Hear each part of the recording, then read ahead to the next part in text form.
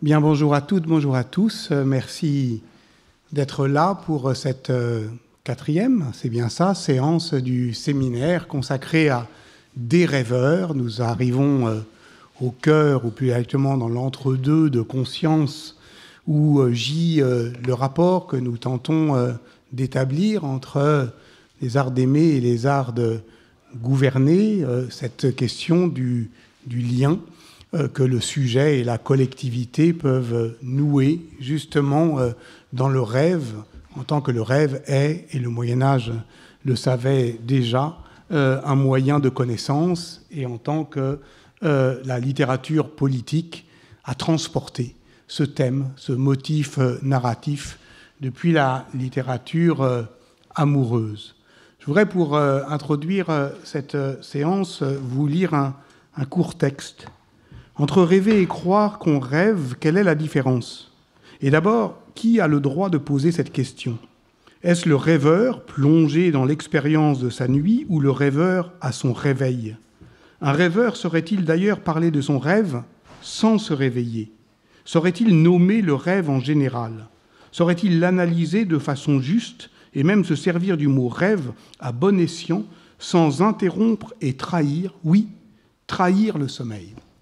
C'est Jacques Derrida qui parle en septembre 2001. Ça aurait dû être d'ailleurs le 11 septembre 2001, le jour où il reçoit le prix Adorno. C'est retardé de quelques jours. C'est le 22 septembre 2001 qu'il donne ce très beau texte qui sera publié l'année suivante, en 2002, sous le titre « Fichu ». Fichu parce qu'il va parce qu'on est fichu, et parce que l'étoffe des rêves est celle que caresse Walter Benjamin au pire moment de sa vie, au moment où il est dans un camp dit de rétention, et où il fait un rêve merveilleux qu'il raconte à Greta Adorno. Et Adorno, son mari, plus tard, va le commenter. Et c'est ce commentaire, au fond, qui donne...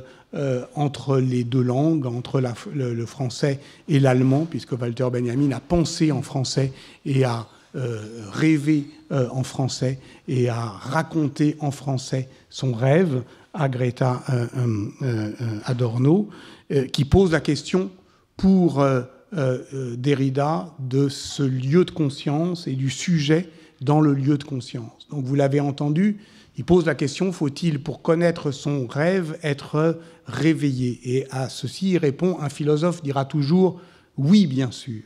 Et un autre, un musicien, un artiste, je ne sais pas si c'est un historien, dira « non, pas toujours ». Il arrive parfois qu'on continue à rêver et à savoir ce qu'on a rêvé sans être réveillé. Et il se dit qu'Adorno, au fond, n'a jamais choisi. Il est le philosophe qui dit que pour connaître son rêve, il faut se réveiller.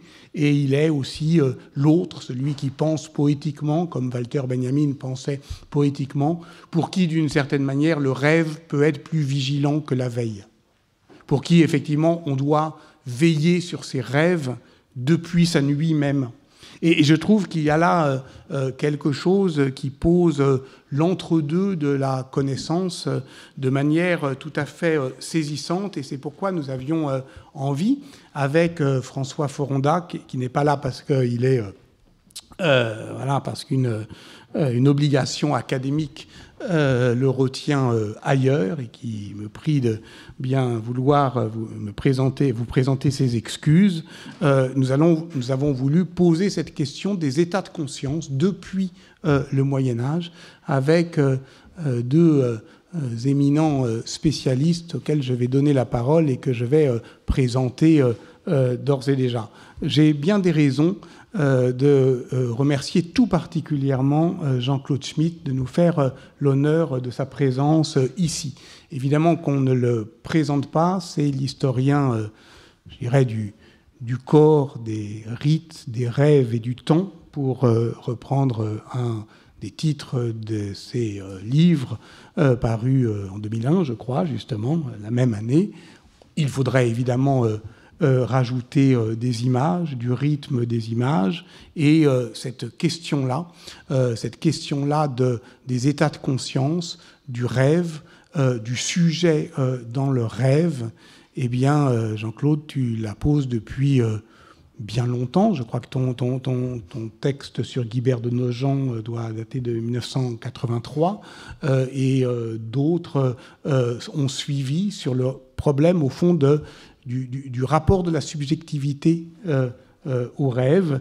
Et puisque Gisèle Besson nous fait aussi l'honneur et l'amitié de sa présence, j'ai grand plaisir à présenter le livre que vous avez traduit et présenté ensemble, Rêver de soi, les songes autobiographiques au Moyen-Âge, paru chez le formidable éditeur Anacarsis, qui fait l'anthologie commentée justement de cette capacité onirique de se connaître soi-même que justement le Moyen-Âge a si bien connu. Et donc, à partir de cette question-là, cette question de la connaissance de soi et des états de conscience, eh bien, on peut se mettre non seulement à imaginer les rêves, mais à regarder d'un autre œil les images des rêves. Et Marlène Béguin, qui est doctorante à l'École pratique des hautes études, sur un très beau thème des rêves et des rêveurs, les images de cette puissance onirique entre 1300 et 1500, c'est ça, à la fin du Moyen-Âge, eh bien, va en images, mais Jean-Claude, évidemment, aussi, qui sait, comme Benjamin, penser poétiquement, ne peut pas nous faire imaginer autre chose qu'un Moyen-Âge en images. Donc les images vont commencer dès maintenant pour ce PowerPoint qui vous est commun et qui me pose un dilemme. Est-ce que je dois, pendant l'heure qui suit, me briser la nuque pour regarder par en dessous, ou est-ce que vous me permettez de profiter du spectacle en étant au premier rang? Oui. Alors, dans ce cas-là, je vous remercie. Je vous laisse la parole et merci encore de votre présence. Merci Patrick. Merci à vous tous d'être là et nous nous réjouissons beaucoup de pouvoir parler ensemble. C'est la première fois, mais d'un sujet qui nous intéresse, qui nous passionne tous les deux. Et pour ma part, en effet, tu l'as rappelé depuis fort longtemps.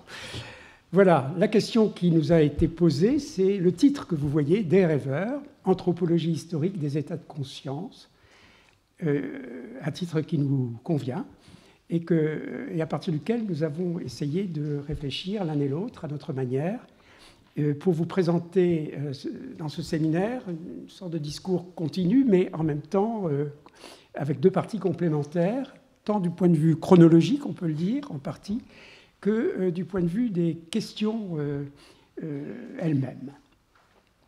Et la première question qui se pose, c'est en effet, elle est contenue dans ce titre, qu'est-ce que l'anthropologie historique? Il nous faudrait évidemment beaucoup de séminaires pour répondre à cette question, et ça n'est pas le lieu. Mais ce que l'on peut retenir d'une démarche anthropologique, c'est d'abord la relativité, c'est-à-dire la mise à distance de nos manières habituelles de penser par rapport à celles d'une autre société, dans l'espace, dans le temps, par exemple la société médiévale. Et cela, à propos du rêve tout de suite, on se rend compte de différences essentielles.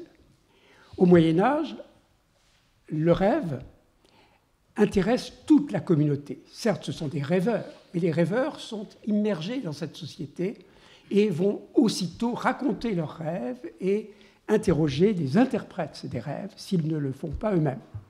Aujourd'hui, le rêve est une expérience strictement individuelle. Le rêve est aussi pensé comme projection vers le futur. Ce mot « futur » est très important. Les futura, c'est le jugement dernier. Le futur. Et cela par différents moyens. L'onirocritique, les clés des songes, la divination, la prémonition, la prophétie.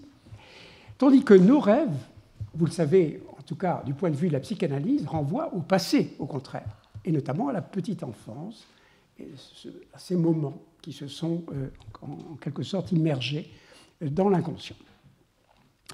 Le rêve, au Moyen-Âge, a une origine ou des origines possibles. Tout le problème est de savoir lesquelles. A priori, on peut espérer que le rêve vient de Dieu, hein, comme les dieux dans le passé, dans l'Antiquité, les deux dieux, le Dieu unique dans le christianisme, mais le risque, c'est qu'ils ne viennent pas de Dieu, mais qu'ils viennent du diable. Tandis qu'aujourd'hui, notre attitude à l'égard du rêve, c'est évidemment d'en décrire les conditions à la fois physiologiques et psychologiques. De tout cela, on peut conclure deux choses. Pour commencer, le rêve médiéval peut-il donner accès à un savoir vrai, jugé vrai, mais cela au risque de la fausseté, du soupçon de fausseté, puisque le diable s'immisce de préférence dans les rêves. Parce que le moment du rêve, le moment du sommeil, c'est le moment où la raison laisse libre cours. La raison n'est plus là pour contrôler les pensées, par conséquent, les fantasmes, les fantasmata d'origine diabolique risquent de s'imposer. Tout le problème est de distinguer donc les bons rêves et les mauvais rêves, les rêves faux et les rêves vrais. Et pour cela, il faut ce qu'on appelle le discrimen, la distinction, mais elle ne revient pas à tout le monde n'en a pas le pouvoir. Les clercs le revendiquent, à la confession par exemple, mais les rêves restent évidemment ambivalents. Et ce thème de l'ambivalence, nous allons bien sûr le retrouver tout au long de ce que nous allons dire. Deuxième point, outre l'anthropologie historique, nous allons l'un et l'autre travailler beaucoup sur les images, et pas seulement sur les textes. Pourquoi ? D'abord parce que c'est un peu notre terrain, c'est vrai, quel que soit le sujet, mais aussi parce que, et donc nous avons réfléchi beaucoup à ce que l'historien pouvait faire des rêves, des images, je veux dire, c'est-à-dire faire appel aux images sans voir en elles de simples illustrations, comme souvent les historiens l'ont fait dans le passé, parfois encore aujourd'hui. Et puis, il s'agit des rêves. Et les rêves, par définition, ce sont des images. Ce sont des images mentales, dirait-on aujourd'hui. Au Moyen-Âge, on disait des images spirituelles. Encore que l'on se demande dans quelle mesure elles sont aussi corporelles. Ça fait partie de l'ambivalence. Donc, nos témoignages historiques, sur lesquels, en historien, nous essayons de travailler, ce sont à la fois des textes et des images. Mais nous ne privilégions ni l'un ni l'autre. Ce qui nous intéresse, c'est le rapport entre les deux, c'est le dialogue entre texte et image. Et donc, chaque fois que cela est possible, en plus, nous les confrontons. Parce que, bien sûr, ce n'est pas toujours le cas. On peut avoir des images sans texte ou des textes sans images. Alors, pour clarifier les choses, voilà à peu près le parcours que nous allons suivre. En ce qui me concerne, je vais donner quelques éléments bibliographiques très rapides, m'intéresser au vocabulaire, ça c'est un peu ma manie. Le vocabulaire, c'est très important. Comment nomme-t-on les choses au Moyen-Âge, et notamment les rêves? Puis les héritages. Il y a bien sûr un héritage biblique, mais aussi un héritage païen, antique. De cet héritage particulièrement antique sort la question de la classification des rêves. Rêves vrais, rêves faux, et puis d'autres classes encore. Et puis enfin, on en arrivera aux récits de rêves. Et là, on peut distinguer des récits à la troisième personne. Il y en a des dizaines et des centaines de milliers dans la géographie, dans les chroniques, etc. Mais aussi, et c'est ce qui, avec Gisèle Besson, m'a particulièrement intéressé au fil des années, c'est ce que nous avons appelé les rêves autobiographiques. Lorsque le scribe, le moine, dit de quoi il a rêvé, et l'écrit lui-même. Dans tous les cas, dans la mesure du possible, nous allons comparer texte et image. Et enfin, je terminerai sur une sorte d'ouverture, sans aller au fond des choses, car il faudrait beaucoup de temps, sur la mélancolie. Vous voulez commenter ou tout à l'heure? Oui, juste alors. Et après Jean-Claude, moi je me concentrerai vraiment sur cette question de la connaissance qui vient des rêves, en particulier au XIVe et au XVe. Donc j'expliquerai pourquoi on peut le rentrer dans une catégorie qu'on pourrait appeler connaissance faillible. Au Moyen-Âge, le rêve constitue une forme de connaissance faillible. Ensuite, je verrai un petit peu comment, en regardant bien les illustrations, les enluminures du XIVe, commence à avoir un peu plus d'images où le rêve est associé non pas à la réception d'une vérité prophétique, mais plutôt à une errance morale. Et ensuite, je verrai un petit peu comment les images se servent finalement de l'iconographie du rêve pour explorer d'autres formes de connaissances faillibles. Voilà. Voilà, vous savez tout, mais on va quand même entrer dans le détail. Alors d'abord, très rapidement, une bibliographie, elle est en fait beaucoup plus longue, bien sûr, mais nous avons sélectionné, en fonction de ce que nous voulons dire ici, quelques titres. Un article de Jacques Le Goff. Jacques Le Goff a été vraiment l'initiateur, je pense, des recherches sur les rêves au Moyen-Âge, très tôt, dès les années 1950-60. Et je retiens notamment cet article-là, qui est très important, très complet, sur les premiers siècles. 2 livres ensuite en allemand sur l'iconographie. Ensuite, des études littéraires dont je me servirai, moins d'un certain nombre de chapitres, puis ce volume, donc Rêver de soi, qu'avec Gisèle nous avons publié avec des traductions en français de textes en général latins, mais pas seulement, allemand, italien, etc., de la fin du Moyen-Âge, avec donc des rêves d'auteurs qui parlent de leurs rêves. Hein. Et enfin, pour finir, j'indique un des derniers travaux sociologiques sur les rêves, l'ouvrage de Bernard Lahire, l'interprétation sociologique, dont je tire cette phrase en rouge ici, qui me semble très bien convenir pour des historiens aussi. Le social gît dans les plis les plus intimes des individus, y compris dans les moments de sommeil, où il semble le plus complètement déconnecté des réalités sociales ordinaires. C'est exactement ce que nous allons essayer de montrer. Quelques mots rapides sur le vocabulaire médiéval des rêves. Il y a un nom, il y a un mot pour parler des rêves, pour dire les rêves. C'est somnium, qui est apparenté à somnus, qui veut dire le sommeil. Et en général, on l'utilise au pluriel, à l'ablatif, insomnis ou insomniis, mais on dit souvent insomnis, c'est-à-dire en rêvant, dans le rêve.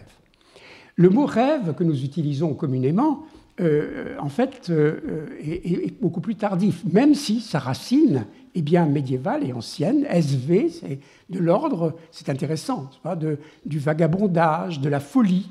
Et c'est avec Descartes et les auteurs de son époque, au XVIIe siècle, que l'on voit apparaître le sens moderne de rêve. Il est intéressant de comparer aussi avec d'autres familles linguistiques. Le Traum allemand ou le Dream anglais viennent sans doute de Draugr, qui signifierait le revenant. C'est-à-dire que les rêves ont à voir avec les morts, et en particulier, lorsqu'on parle du futur, comme je l'ai dit tout à l'heure, il s'agit justement de sa propre mort. Est-ce que le rêve m'annonce ma mort et pour quand ou bien les autres morts, les morts de la famille notamment.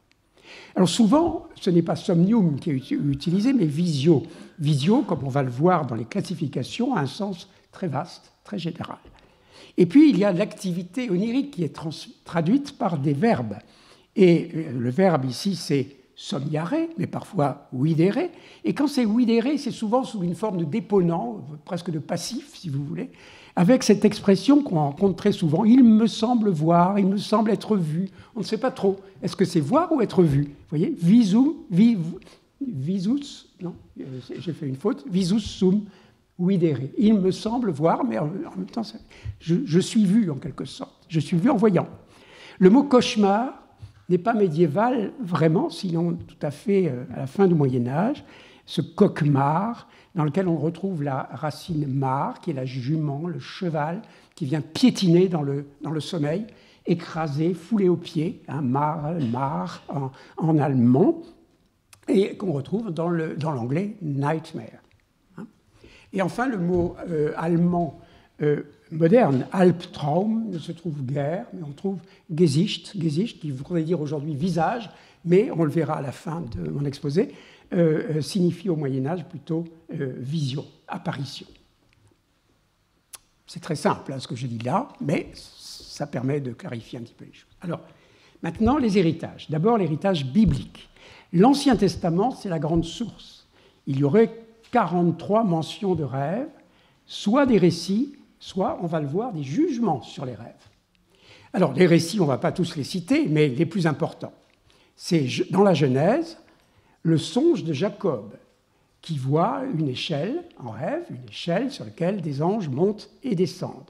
Et cette échelle va signifier pour lui son élection divine. Et on va voir comment. Également dans la Genèse, le somniateur par excellence de l'Ancien Testament, c'est Joseph. Joseph, fils de Jacob.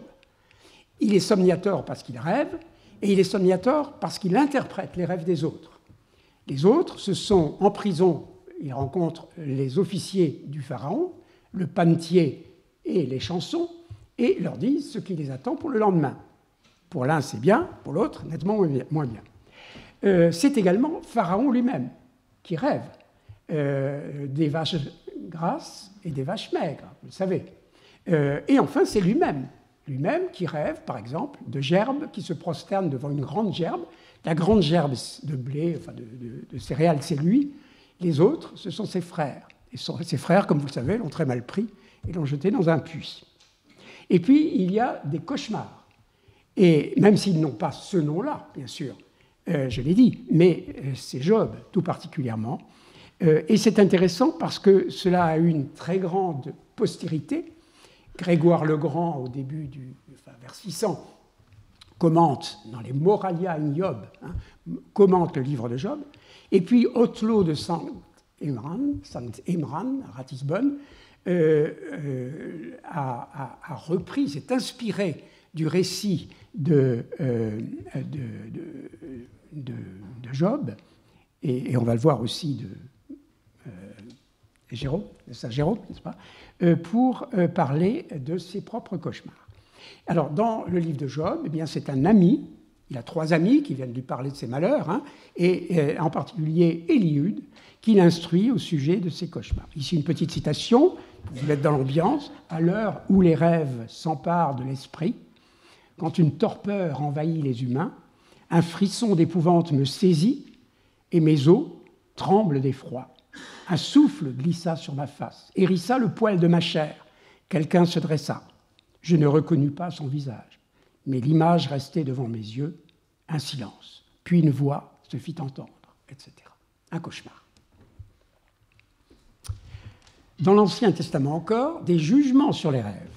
Et ça, c'est très intéressant, parce que tout de suite, on va trouver, en fait, tout ce qu'on va retrouver tout au long du Moyen-Âge. L'ambivalence, l'incertitude. Dans le livre des Nombres, cette distinction entre une révélation claire et des songes prophétiques. Il se trouve que la révélation claire est pour Moïse et elle est distincte de ce que les prophètes éprouvent. Je cite, « Yahvé dit à Moïse, écoutez donc mes paroles. S'il y a parmi vous un prophète, c'est en vision, et ici visio, ça peut être très général, ça comprend le rêve aussi, que je me révèle à lui. C'est dans un songe que je lui parle. Il n'en est pas ainsi de mon serviteur Moïse. Lui est à demeure dans ma maison. Je lui parle bouche à bouche, dans l'évidence, non en énigme. Et il voit la forme de Yahvé. Rappelez-vous, le buisson ardent, où pourtant il se détourne, il ne voit rien, il écoute, il entend. Dans l'Ecclésiastique, on a un autre jugement, différent, mais qu'on va aussi beaucoup retrouver au Moyen-Âge. C'est saisir une ombre et poursuivre le vent que de s'arrêter à des songes. Miroir, et la comparaison est intéressante, et on va retrouver ça par exemple dans le roman de la Rose, miroir et songe. Miroir et songe sont choses, excusez-moi, j'ai répété, sont choses semblables. En face d'un visage paraît son image. De l'impur, que peut-on tirer de pur? Du mensonge, que peut-on tirer de vrai? Le roman de la Rose dira songe, mensonge. Divination, augure, songe, autant de vanité. Ce sont là des rêveries de femmes enceintes. À moins qu'il ne soit envoyé en visiteur du Très-Haut, n'y applique pas ton cœur. Voilà, à moins qu'il ne soit envoyé en visiteur du Très-Haut. Donc ce sont de vrais songes, de bons songes. Mais comment savoir? Dans le Nouveau Testament, 9 rêves seulement, beaucoup moins. Autour de la Nativité, c'est le songe de Joseph, l'époux de Marie, cette fois, à propos de la virginité de Marie, il est donc rassuré par l'ange. C'est les rois mages qui, par un songe, sont avertis qu'ils ne doivent pas revenir vers Hérode, mais partir le plus loin possible pour ne pas trahir, évidemment, la présence de l'enfant Jésus à Bethléem. C'est encore un autre songe de Joseph un peu plus loin, après leur départ c'est la fuite en Égypte, n'est-ce pas? L'ange du Seigneur qui apparaît en songe à Joseph et lui dit « Lève-toi, prends l'enfant et sa mère et fuis en Égypte. » Et puis, autour de la Passion, et notamment la femme de Pilate, qui, en songe, apprend qu'il vaudrait mieux que son mari ne se mêle pas de ces histoires-là. Et c'est ce qu'elle lui dit, mais il n'a pas entendu. Enfin, dans les Actes des Apôtres, Saint Pierre, qui rappelle la prophétie d'Isaïe, « Alors leurs fils et leurs filles prophétiseront, les jeunes gens auront des visions et les vieillards des songes. » Et Saint Paul, encore, qui voit 4 fois, par un Macédonien, c'est une apparition, la voix du Seigneur, ça c'est un songe auditif, si vous voulez, une vision auditive, le Seigneur lui-même, l'ange du Seigneur, qui le conforte dans sa mission. Point essentiel, et ça c'est une question à se poser à chaque fois que l'on met son nez dans la Bible, et dans le Nouveau Testament en particulier, est-ce que Jésus l'a fait? Est-ce qu'il a ri? Est-ce qu'il a pleuré? Est-ce qu'il a fait autre chose? Jésus n'a pas rêvé. C'est important. S'il avait rêvé, ça se saurait, si j'ose dire.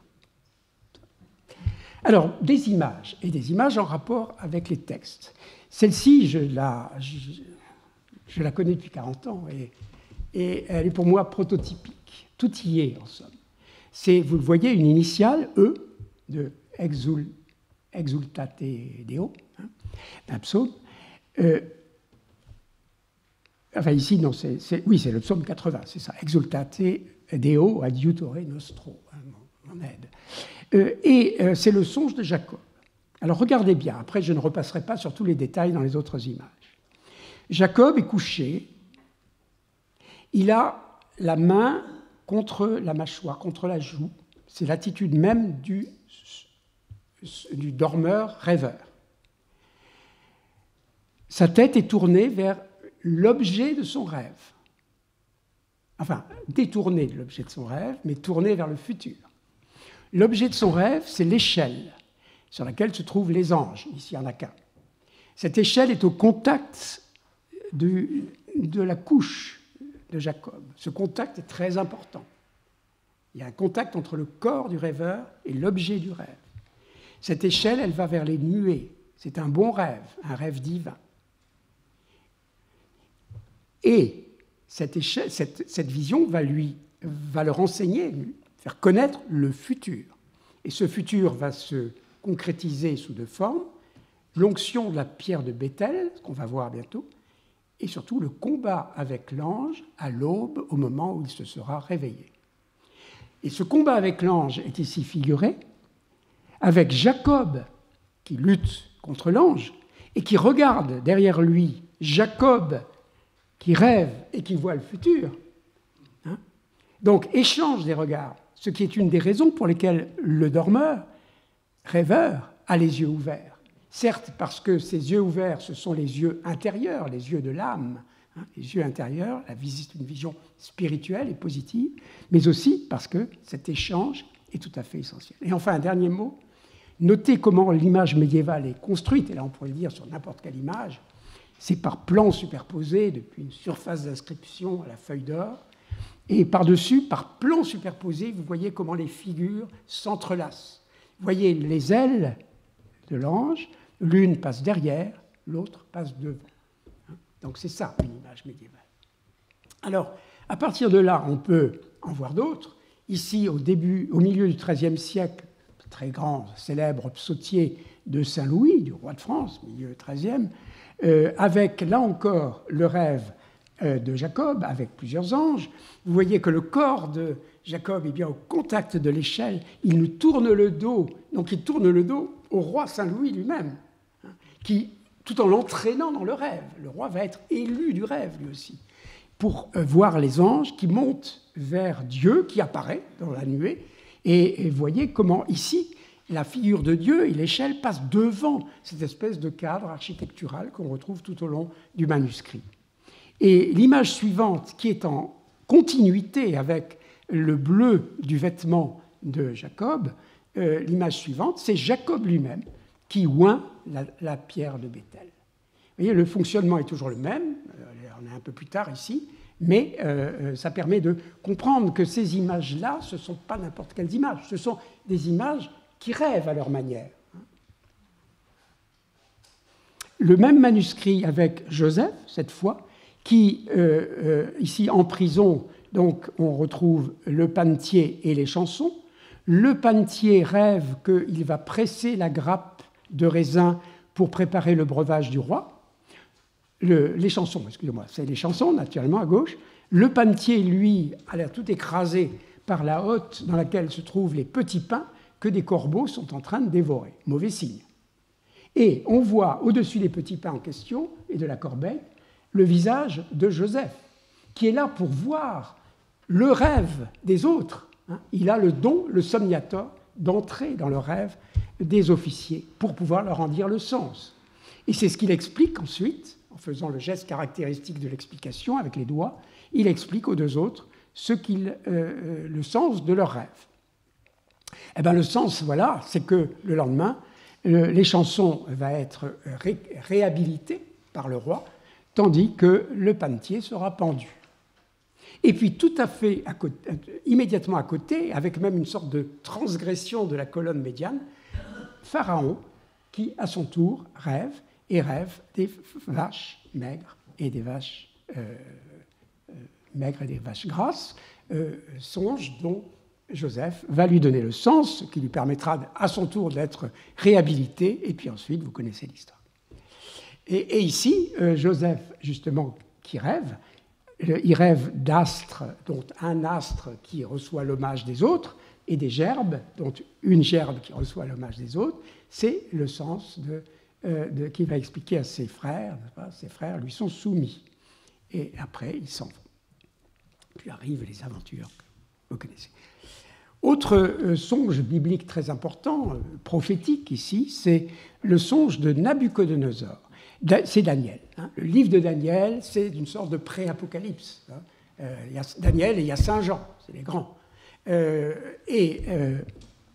Daniel a le don, en tant qu'hébreu, de deviner le contenu du songe du roi.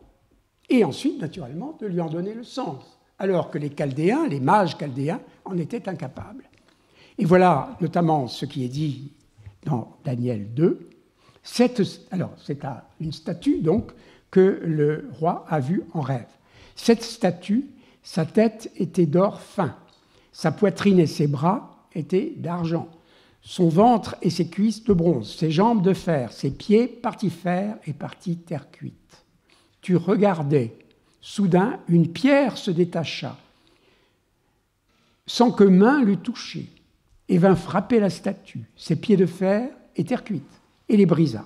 Et la pierre qui avait frappé la statue devint une grande montagne qui remplit toute la terre. Bon, c'est le fameux commentaire de Beatus de Libana, commentaire de l'Apocalypse, c'est-à-dire c'est à propos de l'Apocalypse qu'on peut récupérer en somme toute la tradition de Daniel.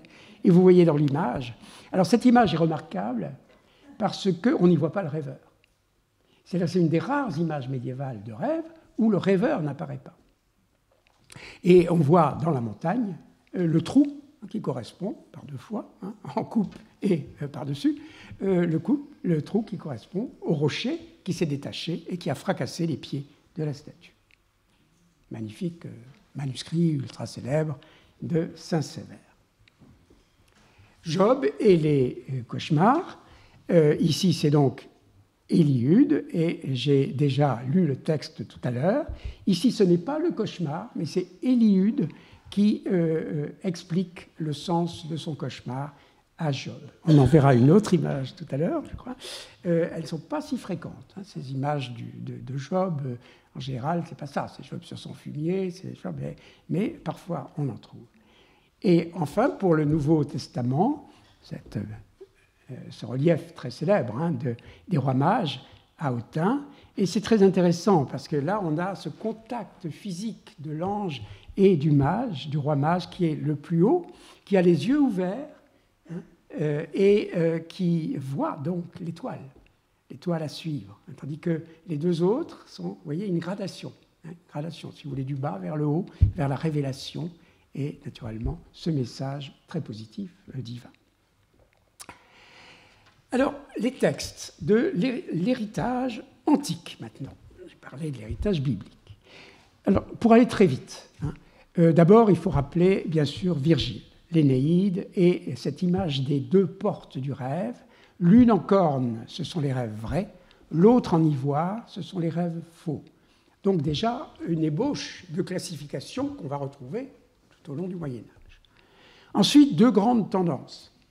Une tendance platonicienne, stoïcienne, néo-platonicienne. Je vais très vite, évidemment, en disant ça comme ça. Hein.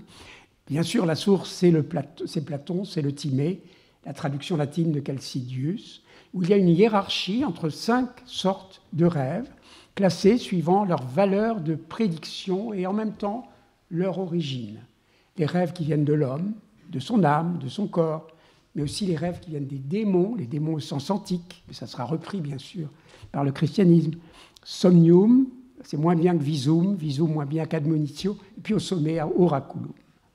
Cicéron, dans le De Divinatione et dans la République, avec le récit du songe de Scipion devant Carthage, hein, le général fait un songe et c'est ainsi il a des chances de remporter la victoire le lendemain. Donc Cicéron va classer lui aussi les rêves en s'inspirant de tout ça. Et après lui, et on va le voir, Macrobe, au début du 5e siècle, donne un commentaire du songe de Scipion selon Cicéron. Et puis Augustin va naturellement reprendre ceci, et puis Grégoire le Grand à sa manière. La deuxième voie, c'est la voie plus physiologique et psychologique. Et cela se développe évidemment à partir de l'arrivée d'une partie de cette science aristotélicienne qu'on ne connaissait dans le Haut Moyen-Âge qu'en partie. C'est les traités du sommeil et de la veille. Il y a 2 traités d'Aristote. Mais c'est aussi, on peut joindre à Aristote ici, le corpus hippocratique et puis le médecin Galien, dont on va voir les effets sur la littérature médiévale. L'accent est mis sur donc plutôt les aspects physiologiques du sommeil et du rêve, et cela va avoir une influence croissante au XIIe, XIIIe siècle.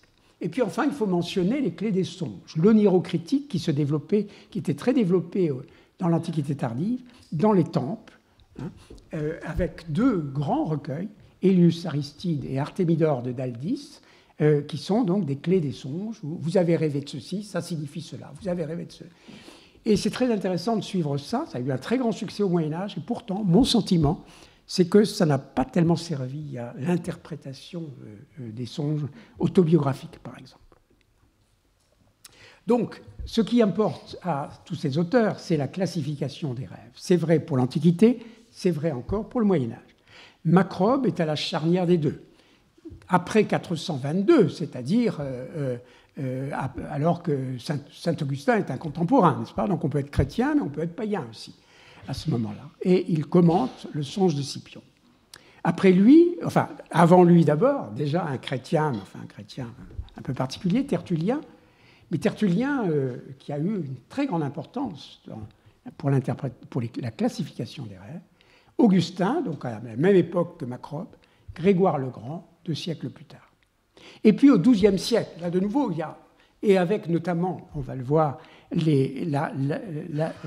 l'apport aristotélicien, 2 noms parmi d'autres, mais 2 noms très importants, Alché de Clairvaux, dans ce traité De Spiritu et Anima, qui a eu un très grand succès parce qu'on l'attribuait en fait à Saint-Augustin. Mais ça n'est pas de lui, mais c'est très intéressant quand même. Et puis Jean de Salisbury, qui est un grand intellectuel d'origine anglaise à l'Université de Paris. Enfin, dans les écoles parisiennes, plus exactement, dans le Polycraticus. Et là, on touche vraiment au rapport entre rêve et politique. Hein. Alors, très rapidement, sur Macrobe, une classification, une échelle. Hein, 2 rêves non énigmatiques, pas signifiants ou peu signifiants, le visum, ou phantasma, et phantasma va avoir une résonance diabolique au Moyen-Âge. Hein. Insomnium, c'est pas très bon non plus. Et puis, 3 autres, en gradation, somnium, ici. On va toujours retrouver les mêmes mots, mais ils peuvent changer de rang, si vous voulez. somnium, qui serait donc la traduction de nairos, visio pour orama, et oraculum, c'est pour crématismos, pas le rêve envoyé par la divinité. Mais là, on est encore dans un monde païen. Tertullien, je l'ai dit, c'est vraiment un nom très important et très tôt, avec 3 sortes de rêves, et là, c'est l'origine qui compte. Et c'est ça, en fait, au Moyen-Âge, qui va être le plus important, plus que le niveau de signification, etc., c'est l'origine. Envoyé par les démons, envoyé par Dieu, ou bien entre les deux, c'est l'âme, ou le corps même, enfin, c'est l'homme. Et pour Tertullien, il rajoute une autre notion, celle de l'extase, qui a évidemment un développement dans, par exemple, la littérature mystique. En rouge, retenir 2 idées. Les rêves se produisent surtout à la fin de la nuit et du sommeil. Et on retrouve quelque chose qui a été dit ici, c'est l'importance du sommeil en 2 parties, au Moyen-Âge, et de la deuxième partie, qui est la bonne partie, celle où on fait les bons rêves, si possible. Mais avec, évidemment, on n'est pas sûr quand même. Voilà. Et puis, cette idée que les rêves, on peut dormir partout. Enfin, qu'on n'a pas besoin d'aller faire de l'incubation dans un temple païen. En principe, c'est prohibé. En réalité, c'est ce qui va se faire dans les églises, à Conques ou ailleurs, dans les églises de pèlerinage. On a des textes très précis là-dessus. On veut vraiment être au plus près du sacré, du saint des saints, pour rêver à ce moment-là du saint qui vient, par exemple, vous guérir. Saint Augustin est évidemment, comme toujours, le grand personnage au Moyen-Âge. Dans les Confessions, avec un récit de rêve très important, le rêve de la règle de sa mère Monique, qui est un rêve prémonitoire de la conversion de son fils, puisqu'elle rêve que son fils vient sur la règle sur laquelle elle se trouve.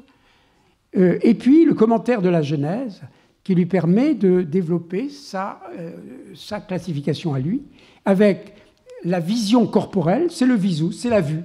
Il dit il y a 3 types de vision. Visiones. La vue, c'est une forme de vision, mais c'est simplement corporel.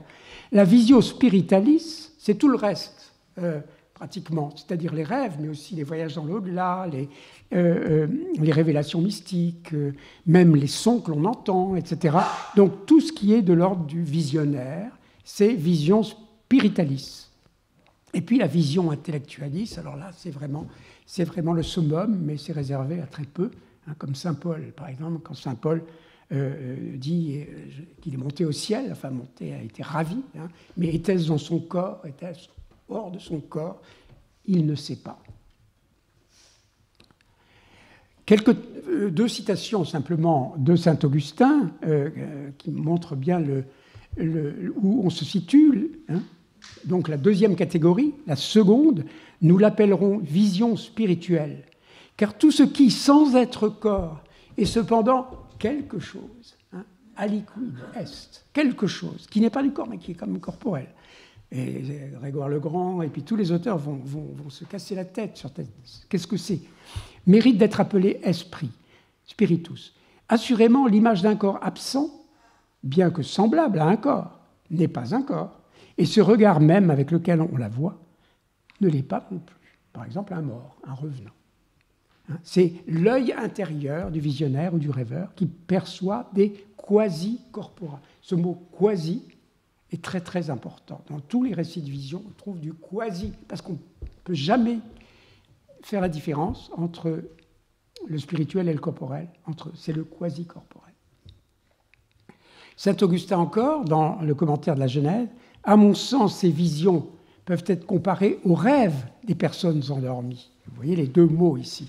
En effet, ces songes, eux aussi, tantôt sont faux, tantôt vrais, tantôt troubles, tantôt paisibles. Lorsqu'ils sont vrais, tantôt ils donnent une image fidèle des événements à venir ou les prédisent ouvertement, tantôt ils les annoncent sous une forme obscure et comme en langage figuré. Vous voyez à quel point il est quand même difficile de s'y retrouver. Exactement ce qu'on disait à propos de Derrida tout à l'heure.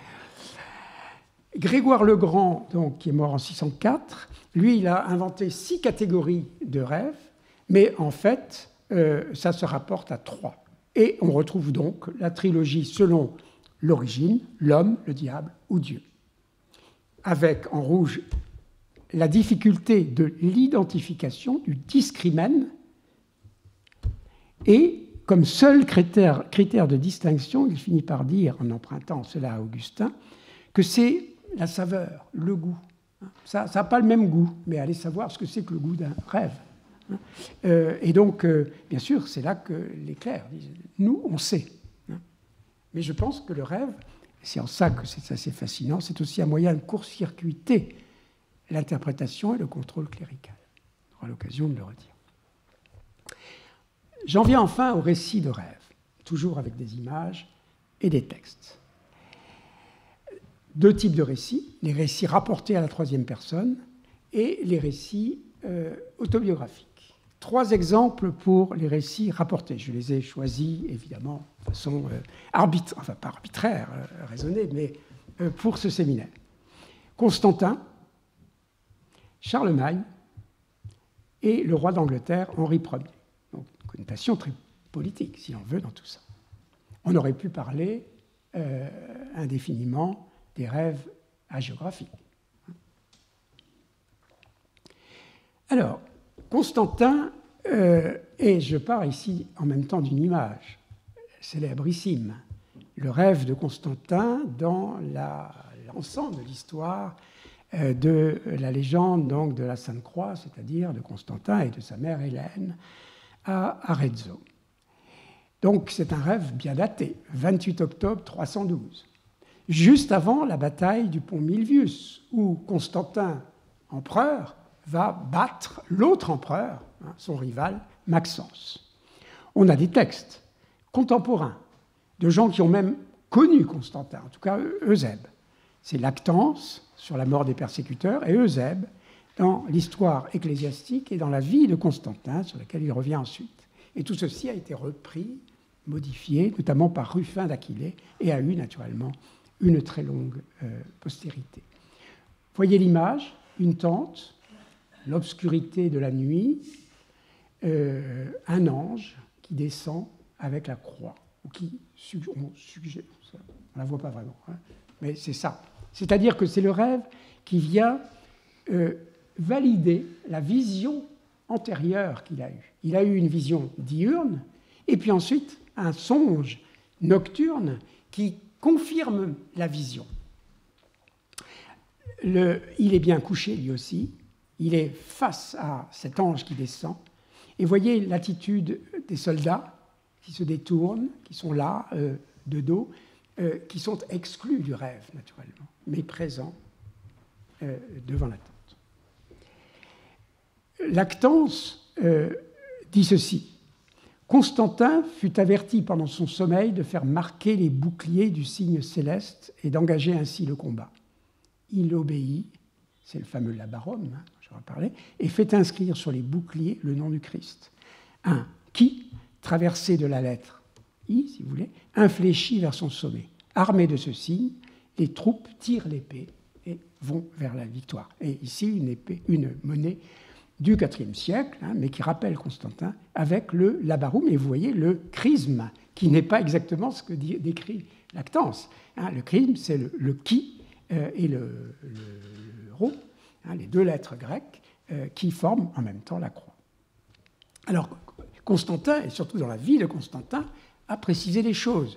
Vers le milieu du jour, alors que le soleil commençait à décliner, il dit qu'il vit de ses yeux dans le ciel lui-même, au-dessus du soleil, un trophée en forme de croix fait de lumière et un texte qui lui était attaché et qui disait « Par celui-ci, tu vaincras ». C'est la fameuse formule « Hoc signo vinces ».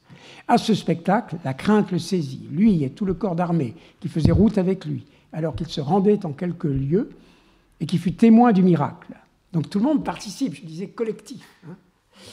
Il disait qu'il se demandait en lui-même ce qu'était cette apparition. Alors qu'il y réfléchissait et s'interrogeait longuement, la nuit survint.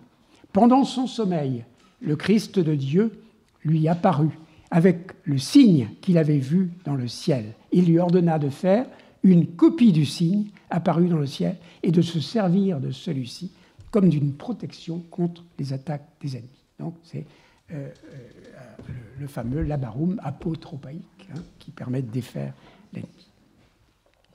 Charlemagne. Alors, c'est la chanson de Roland, vers 1100, 2 fois 2 rêves, dans 2 laisses regroupées, 60-61 et puis 215-216. Très rapidement, il rêve que Ganelon s'empare de sa lance et la brise, et puis la laisse se termine par « Charles dormait, point ne s'éveille ». 61, il rêve qu'il est attaqué par un ours qui le mord au bras, puis par un léopard. Un lévrier tranche l'oreille droite de l'ours et s'en prend au léopard. Fin de la laisse, Charles dormait, point ne s'éveille.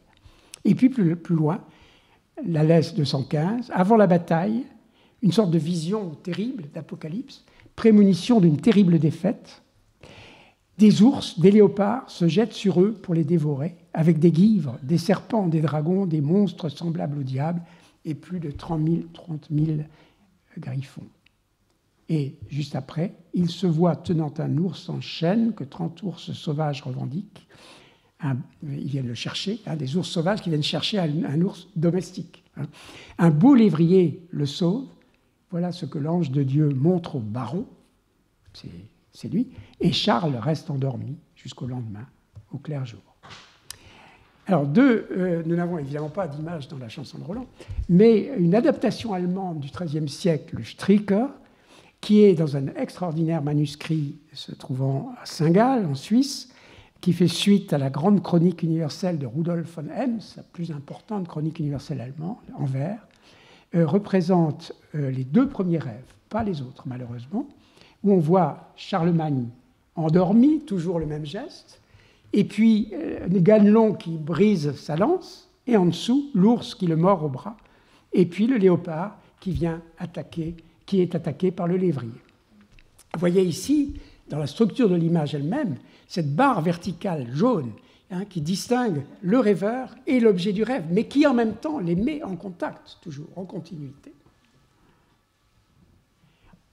Enfin, les 3 songes du roi Henri Ier en Normandie. Il était en Normandie. Enfin, il était en Normandie. Il possède la Normandie et l'Angleterre, bien sûr. Donc, la succession, c'est le 4e fils de Guillaume, le conquérant. La succession a été très difficile. Et les impôts, les taxes sont très lourds. Et c'est l'objet, donc, de ce rêve. Il rêve, c'est ce qui est raconté par la chronique de Jean de Worcester, et dans un manuscrit à peine postérieur à l'écriture de la chronique, on a ce dessin, donc tout à fait contemporain. Tout ça, c'est très contemporain, le rêve, l'écriture et puis le dessin. Alors, que voit-on ? Eh bien, les 3 ordres de la société. Les roustiquis, qui agressent le roi en train de dormir et de rêver au roustiki en question. Alors, il est terrifié, il s'éveille, et puis il se rendort, et ça recommence avec les milites. Vous voyez quand même la différence entre les roustiki très désordonnés, très violents, les milites, les chevaliers, déjà plus ordonnés. Mais ça l'agresse quand même, il est menacé par les épées des chevaliers, il s'éveille, et puis il se rendort, et cette fois, ce sont les clérici, les pontifices. Ils ne sont pas nommés comme ça, ils sont énumérés. Il y a les évêques, les abbés, les doyens et les prieurs. Et ils viennent, eux aussi, réclamer avec un rouleau la fin des impôts, et notamment du Danegeld, l'impôt qui avait été levé anciennement pour lutter contre les invasions danoises. Ce qui est intéressant dans cette image, c'est qu'aussi, on a un témoin. Ce témoin, c'est Grimoald, qui est le médecin. Et c'est lui le confident qui va interpréter, qui va dire. Et l'interprétation, elle est marquée en tout petits caractères, vous voyez, comme une ekphrasis, c'est-à-dire un commentaire de l'image, qui se distingue de l'écriture de la chronique, qui est en caractère plus important. Il comprend qu'il doit rentrer en Angleterre pour régler cette histoire d'impôt, et c'est ce qu'il fait dans la dernière image. Vous voyez aussi le rythme des images, par exemple par la couleur du fond, jaune, rouge. Sur ce rêve, il y a dans un des volumes que j'ai indiqué tout à l'heure, Träume im Mittelalter, un article de Claude Carozzi, qui est un collègue français, mais qui, dans ce volume écrit en allemand, donc, a un article très intéressant pour ceux que ça intéresse, pour analyser ce rêve. J'en viens enfin au récit autobiographique de rêve. Ça, c'est le terrain qu'avec Gisèle Besson, nous avons beaucoup parcouru. 4 exemples là aussi. D'abord, quelque chose qui n'est pas un rêve. C'est un raptus, une sorte d'extase de Saint Jérôme auprès du juge céleste. Et c'est lui-même qui l'écrit, qui le raconte, dans une lettre à Eustochium, on pourrait dire Eustochia en fait, c'est-à-dire la fille de Paula. Ce sont de saintes femmes qui faisaient partie de son entourage et qui l'édifiaient. Saint Jérôme est pratiquement mort, on le tient pour mort. Et c'est là qu'il a un raptus et il se voit devant le Seigneur qui lui reproche de cultiver, de lire les auteurs païens et pas les auteurs chrétiens. Alors, revenu à lui, il se défend d'avoir rêvé et il jure de ne plus lire que les auteurs chrétiens. Et c'est ce rêve qui a été très influent, notamment, comme je l'ai dit, sur Othello de Sant Emran au XIIe siècle, texte absolument prodigieux aussi, mais dont je ne parlerai pas ici. Voici le texte de Saint Jérôme, d'une très grande richesse, pour dire, non pas que c'est un rêve, au contraire, comment on peut se défendre d'avoir rêvé, et ça va être un peu le leitmotiv de ce que je vais vous présenter. Tout d'un coup, j'ai un ravissement spirituel, raptus in spiritu. Voici le tribunal du juge, on m'y traîne. La lumière ambiante était si éblouissante que, du sol où je gisais, je n'osais pas lever les yeux en haut. On me demanda ma condition. « Je suis chrétien », ai-je répondu. « Mais celui qui siégeait, tu mens, dit-il. C'est cicéronien que tu es, non pas chrétien. Où est ton trésor? Là aussi, ton cœur. » Citation de Matthieu. Aussitôt, je devins muet. Parmi les coups, car il avait ordonné qu'on me flagellât, ma conscience me torturait davantage encore de sa brûlure.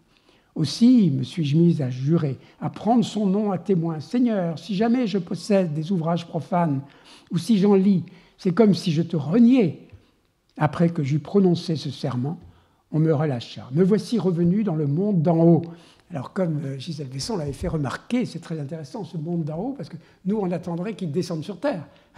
Et pas du tout, parce qu'il y a encore cette idée de l'enfer antique. Il remonte vers la Terre. Donc, ad superiora. À la surprise générale, j'ouvre les yeux. Ce n'était pas l'engourdissement du sommeil, ni de ces rêves vains qui nous illusionnent souvent. Depuis, j'ai lu les livres divins avec plus de soin que je n'avais lu jadis les ouvrages des mortels, c'est-à-dire les ouvrages de la littérature païenne.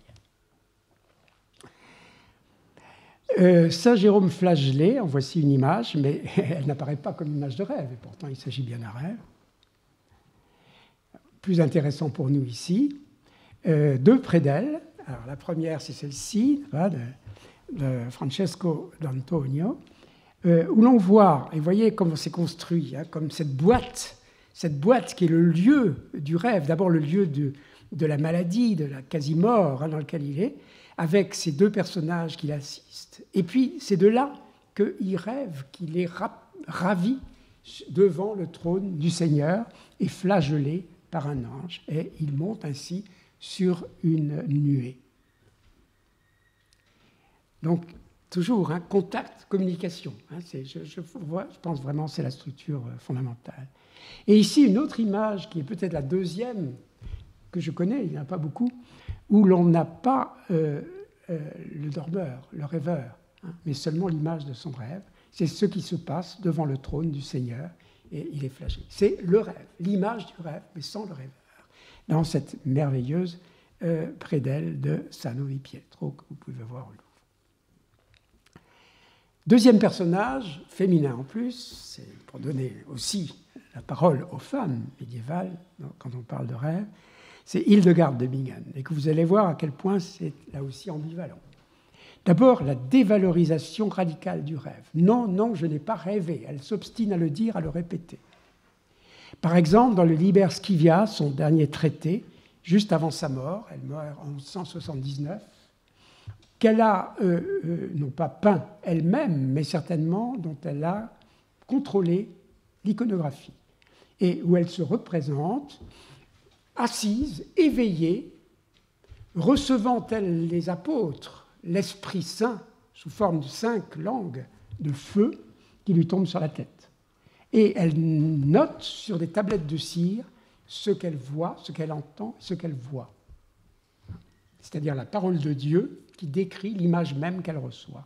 Et elle dicte à son secrétaire, un moine, Volmar, vous connaissez son nom, qui lui retranscrit sur parchemin. Donc il y a d'autres images du même genre qu'on pourrait montrer ici, je ne le fais pas. Pour me concentrer davantage, mais là il faut que je grossisse un peu, est-ce possible? Vite, parce que je ne peux pas lire. Ou alors il faut que je prenne. Enfin, je vais approcher au maximum. Voilà. Vous le voyez, le texte? Ah oui, là, vous le voyez. Oui. Donc, je crois que je vais le lire comme ça, parce que là, vraiment, je ne vois rien. Voilà. En tout cas, vous voyez, les visions que j'ai vues, ce n'est pas dans des songes, ni en dormant, ni dans le délire. Elle ne rêvait pas, elle n'était pas folle, ni par les yeux du corps, ni par les oreilles de l'homme extérieur, corporel, ni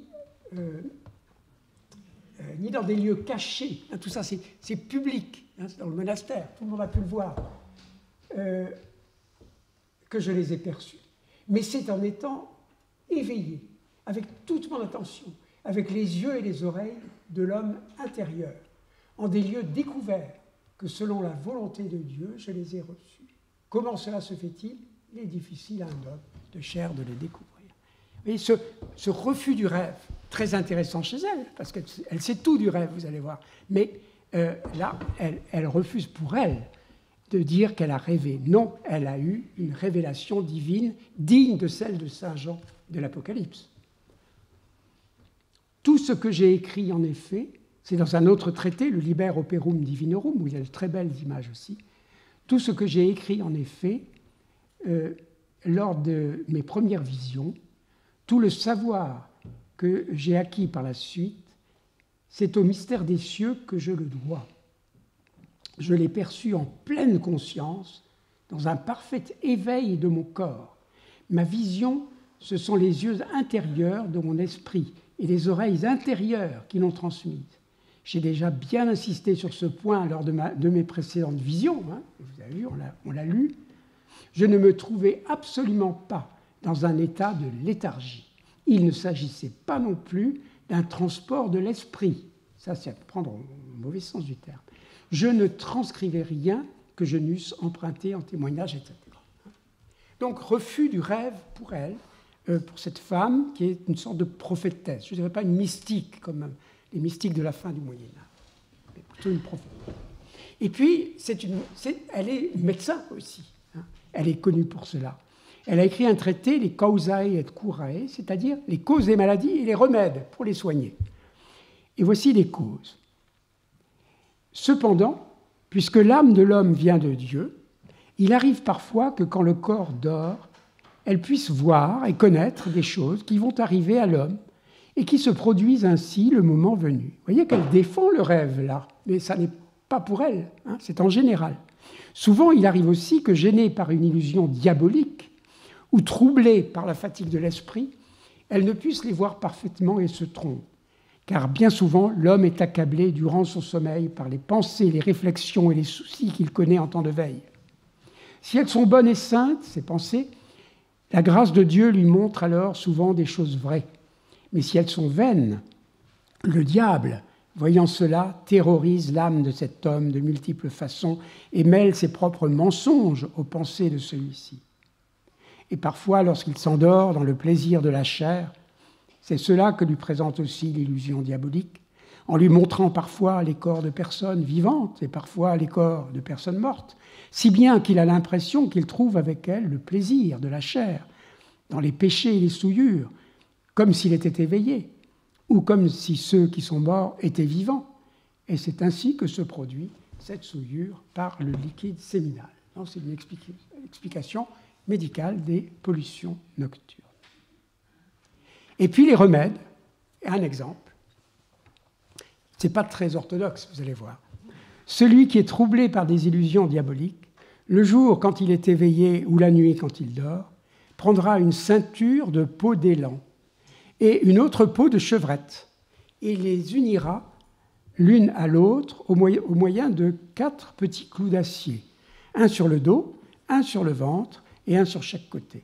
Et lorsqu'il enfonce celui qui sera sur le ventre, qu'il dit ces mots: « Par la très grande force du Dieu Tout-Puissant, je te conjure de me protéger. » Lorsqu'il fixe le clou du dos, qu'il dise: « Par la très grande force du Dieu Tout-Puissant, je t'établis pour ma protection. » Avec celui du côté droit, qu'il dise: « Par la très grande force du Dieu Tout-Puissant, je t'établis pour ma protection. » Et avec celui du côté gauche: « Par la très grande force du Dieu Tout-Puissant, je te mets en place pour que tu me protèges. » Et si cet homme ceint cette ceinture jour et nuit, les illusions diaboliques le fuiront et les paroles magiques lui feront moins de mal. Vous voyez que la magie, ce n'est pas ce qu'elle décrit là. La magie, c'est la magie des sorciers, des agresseurs. Car la bénédiction que nous venons de citer, bénédiction, entoure tout son corps de sa protection. L'acier est en effet le soutien et la parure des 4 objets, et il est, pour ainsi dire, un surcroît de force pour l'homme auquel il ajoute ses propres forces. Il y a d'autre part dans l'élan une certaine force, et la chevrette est un animal pur, et de ce fait, les esprits diaboliques les dédaignent et les évitent. Alors, comme vous avez remarqué, en mettant les 4 clous, on fait le signe de croix.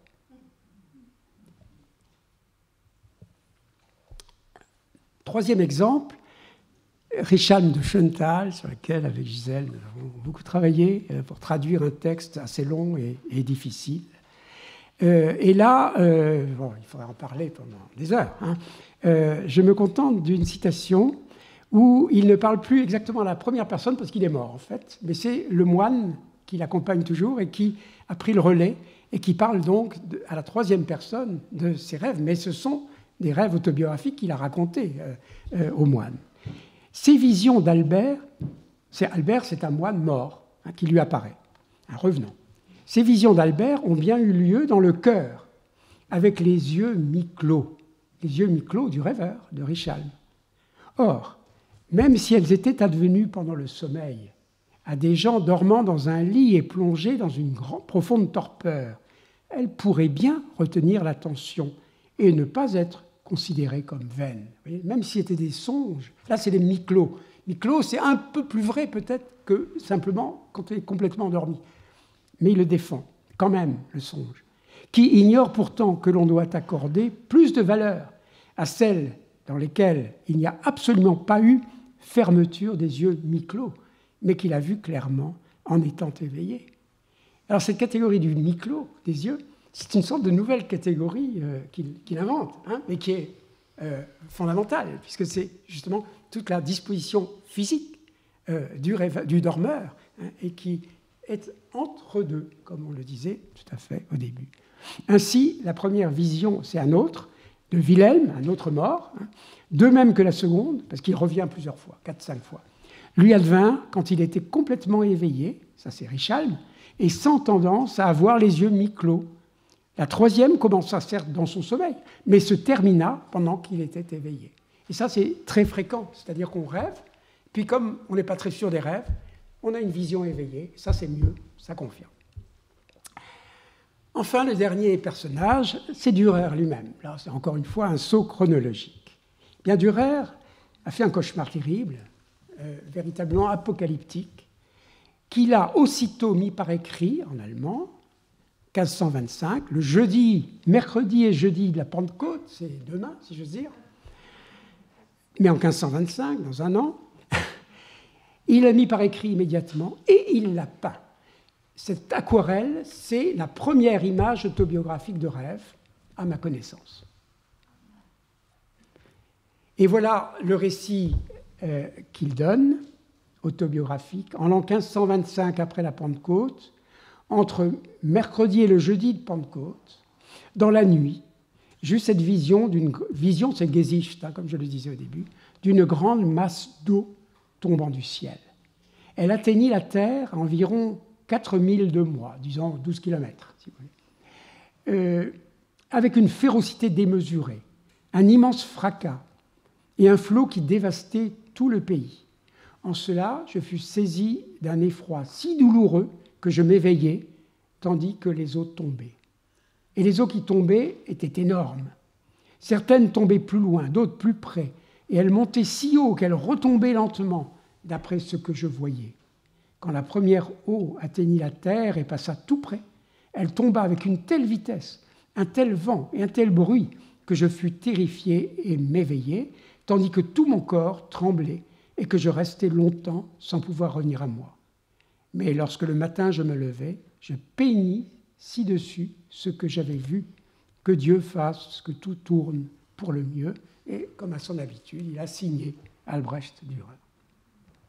Alors de ce rêve, bon, on va parler longuement, du contexte aussi, contexte très, très apocalyptique en fait à ce moment-là, et naturellement le rapprocher d'un autre rêve, en tout cas d'une gravure de Dürer, le rêve du docteur, qui a été commenté, je trouve, un peu vite par les grands auteurs que sont Panofsky, Klibanski et Saxel, qui voient simplement, en passant vite, la paresse du docteur. Alors certes, la paresse peut-être, une sorte de songe, de fantasma, n'est-ce pas, avec la luxure ici qui est la tentation dans le rêve, avec un petit Eros, qui est l'un de ses poutis qu'il affectionnait aussi, et puis le docteur qui rêve, donc près du poêle, au chaud, c'est le signe de sa paresse, avec tout de même une pomme sur le poêle qui rappelle la pomme d'Ève, et puis le diable qui est là derrière et qui lui souffle tout ça dans l'oreille.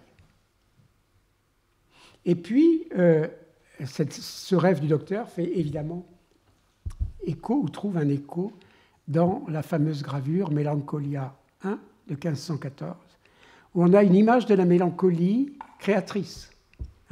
Cette face terrible, les yeux figés, qui fixent, ce chien famélique, la sphère de Saturne, les objets artisanaux, mais aussi scientifiques, le polyèdre, et d'autres attributs encore, mais je vous renvoie au livre fameux Saturne et la mélancolie, dont j'ai cité les auteurs, n'est-ce pas, Sachs, Klibanski et Panofsky.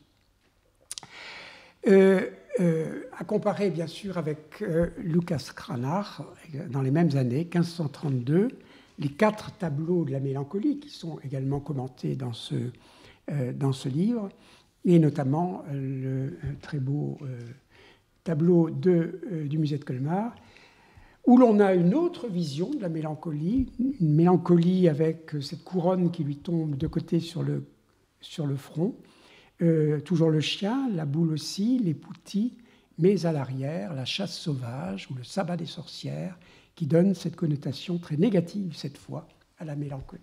La mélancolie est, elle aussi, ambivalente. Et je cède la parole maintenant à Marlène. Vous voulez vous mettre là, peut-être ?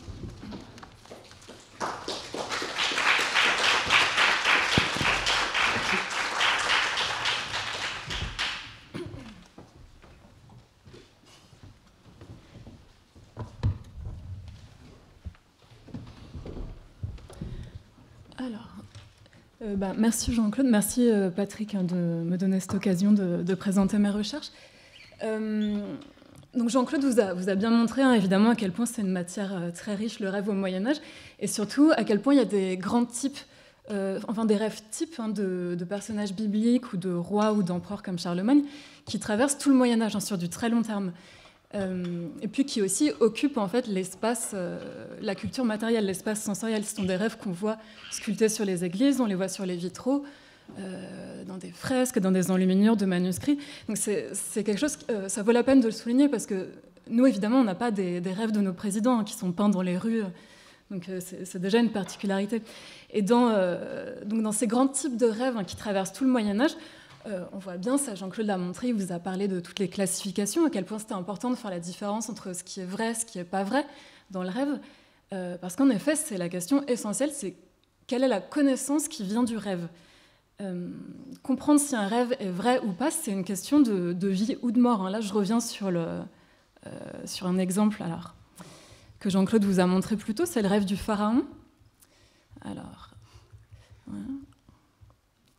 Donc c'est celui qu'on voit à droite. Donc il rêve de 7 vaches grasses et 7 vaches maigres ça annonce en fait 7 années de famine en Égypte, et c'est parce qu'il interprète correctement le rêve qu'il est capable de mettre de la nourriture de côté et donc de sauver son peuple. Donc c'est une question de vie ou de mort, mais en plus c'est pas seulement une question individuelle, ça vous l'avez bien dit, c'est une question qui concerne toute la communauté. Mais ce sens, évidemment, il est ambivalent, il est caché. Et ça, c'est quelque chose dont parle Wittgenstein dans des notes en 1943. Il remarque que c'est à cause de ce sens caché dont on garde l'intuition, malgré la psychanalyse et malgré un peu plus tard les neurosciences, on garde cette intuition d'un sens caché dans le rêve, et c'est pour ça qu'on va tendre à écrire le rêve qu'on a fait. On va avoir envie d'en faire le récit, alors que ce n'est pas le cas de quelque chose qu'on a imaginé pendant la journée ou d'une rêverie éveillée. Ensuite, ce qui est important, c'est la dimension épistémologique. Ce sens caché, il est révélé par une image. Et une image, c'est foncièrement ambivalent. Là, Jean-Claude vous a montré aussi un petit peu qu'est-ce que ça peut être un langage d'image. Ce sont des couleurs qui sont reliées ensemble, c'est de la composition, mais ce n'est pas quelque chose d'univoque. Donc, une connaissance encore transmise sur un mode pictural ambivalent. Et puis, je rappelle encore une fois que image au Moyen-Âge comme aujourd'hui, ça veut dire image mentale ou image matérielle. Donc, d'où l'intérêt pour nous, évidemment, de regarder des images matérielles, des enluminures, quelque chose qui fonctionne, en fait, finalement, un petit peu comme le rêve. Donc, moi, je me concentre sur de la fin du XIIIe siècle au début du XVe siècle. D'une part, parce qu'il y a de plus en plus de manuscrits enluminés qui sont destinés aux riches laïcs. Donc tout simplement, ça fait plus d'images à regarder, donc potentiellement plus d'images de rêve, plus de variété. Et puis, il y a également beaucoup de traductions de philosophie, d'encyclopédies, de textes scientifiques qui étaient avant en latin et réservés à l'université, et qui commencent à être traduits en français pour ces laïcs qui, eux, ne sont pas formés à l'université. Et donc des concepts parfois assez complexes qui sont transmis. Et là, les images jouent un rôle... Donc, en plus de leur rôle esthétique et de prestige, elles aident à transmettre le savoir. Donc encore un redoublement au niveau matériel de la question du savoir transmis par l'image. Donc voilà, je vous présente une réflexion là sur cet enjeu que je trouve fondamental, qui est fondamental en ce qui concerne le rêve, celui de la connaissance. Jean-Claude vous a montré surtout des images de rêves prophétiques parce que c'est ce qui domine très largement au Moyen-Âge. Moi là, je vais essayer de vous montrer des images plus ambivalentes, où le rêve n'est pas vraiment prophétique, on ne sait pas si c'est un cauchemar, enfin voilà, des choses un petit peu plus difficiles à interpréter. En suivant le plan, alors je vous le remets, voilà. D'abord, donc, pourquoi est-ce qu'on peut parler d'une forme de connaissance faillible ? À quels différents niveaux épistémologiques on peut parler de ça quand on parle du rêve ? Ensuite, je vous montre des images où le rêve est plutôt associé à des moments d'errance morale plutôt que de révélation prophétique. Et ensuite, des images où l'iconographie est utilisée un petit peu pour explorer d'autres formes de connaissances faillibles, et puis plutôt au niveau émotionnel et psychologique. Alors, je reviens encore sur cette image montrée par Jean-Claude. Je me permets de passer vite, parce que donc là, vous avez vraiment eu une présentation, et ça me permet de citer assez cavalièrement les théologiens principaux, donc Saint-Augustin, Grégoire le Grand, Tertullien, etc. Donc les rêves prophétiques, croyance extrêmement importante pour les chrétiens, c'est une expérience que l'âme fait de Dieu pendant le songe, et l'immense majorité des images ne montrent que des rêves prophétiques, comme celui-ci que vous voyez là, qui est le rêve de Jacob. C'est une expérience que l'âme fait de Dieu. Et ça, c'est quelque chose que... On voit bien que ce modèle de juxtaposition qui est constant dans les images médiévales, on montre toujours le rêveur à côté de son rêve, montre en quelque sorte à quel point c'est ça qui compte dans un rêve, c'est que c'est une mise en relation. C'est une mise en relation du corps du rêveur avec Dieu. D'où le fait voilà, que là, on l'a vu, l'échelle touche la couche de Jacob. Et c'est très important, ces zones de contact qui sont montrées à l'image. Alors, le problème, c'est que ces rêves prophétiques, ils ressemblent quand même beaucoup aussi aux rêves divinatoires. On a vu la continuité depuis les classifications antiques. Et le rêve divinatoire, tradition païenne, qui pose problème. Et c'est très complexe parce que le rêve divinatoire peut être vrai aussi, c'est reconnu aussi par les théologiens chrétiens. Divinatoire ou diabolique, c'est assez associé, ce qui est païen, divinatoire, est aussi diabolique. Saint Augustin, par exemple, il rappelle que les démons, eux aussi, ils peuvent prédire l'avenir. tout simplement parce que soit ils annoncent qu'ils vont faire eux-mêmes advenir une catastrophe, par exemple, une maladie, soit en fait ils s'insinuent dans l'esprit des hommes et ils leur suggèrent eux-mêmes en fait de réaliser quelque chose, une sorte de prophétie autoréalisatrice maintenant en termes psychanalytiques. Alors,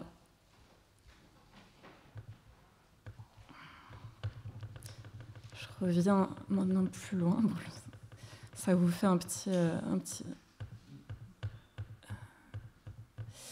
Alors, je vous ai choisi cette image parce qu'elle montre bien en fait cette espèce de cacophonie des voix quand on essaye d'interpréter un rêve.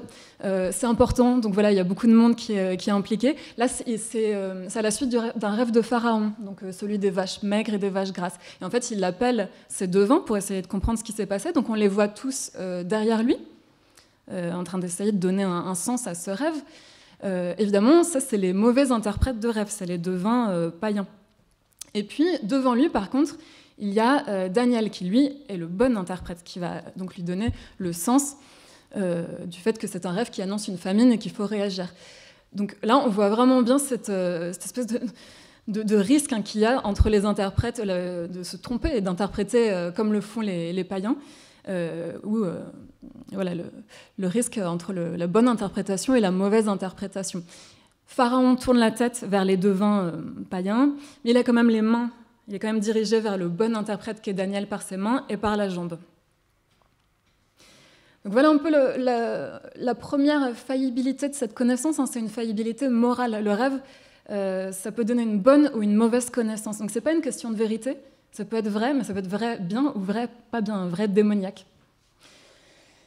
Ensuite, au niveau des catégories de savoir, la divination par le rêve, la plupart du temps au Moyen-Âge, c'est vraiment une forme de savoir qui a un statut un peu marginal, voire défendu. D'abord, la divination par les rêves, c'est interdite dès le IVe siècle. Donc c'est la fin des spécialistes de l'interprétation, des devins. Ensuite, souvent, c'est inclus parmi une catégorie qu'on appelle les arts divinatoires. Saint Thomas d'Aquin, par exemple, dans la Somme théologique, il fait un article sur la divination par les songes, et il l'inscrit parmi des pratiques comme la magie, les prédictions de l'avenir par l'astrologie, la chiromancie, c'est quand on lit l'avenir dans les lignes de la main, des choses comme ça, un petit peu ambiguës.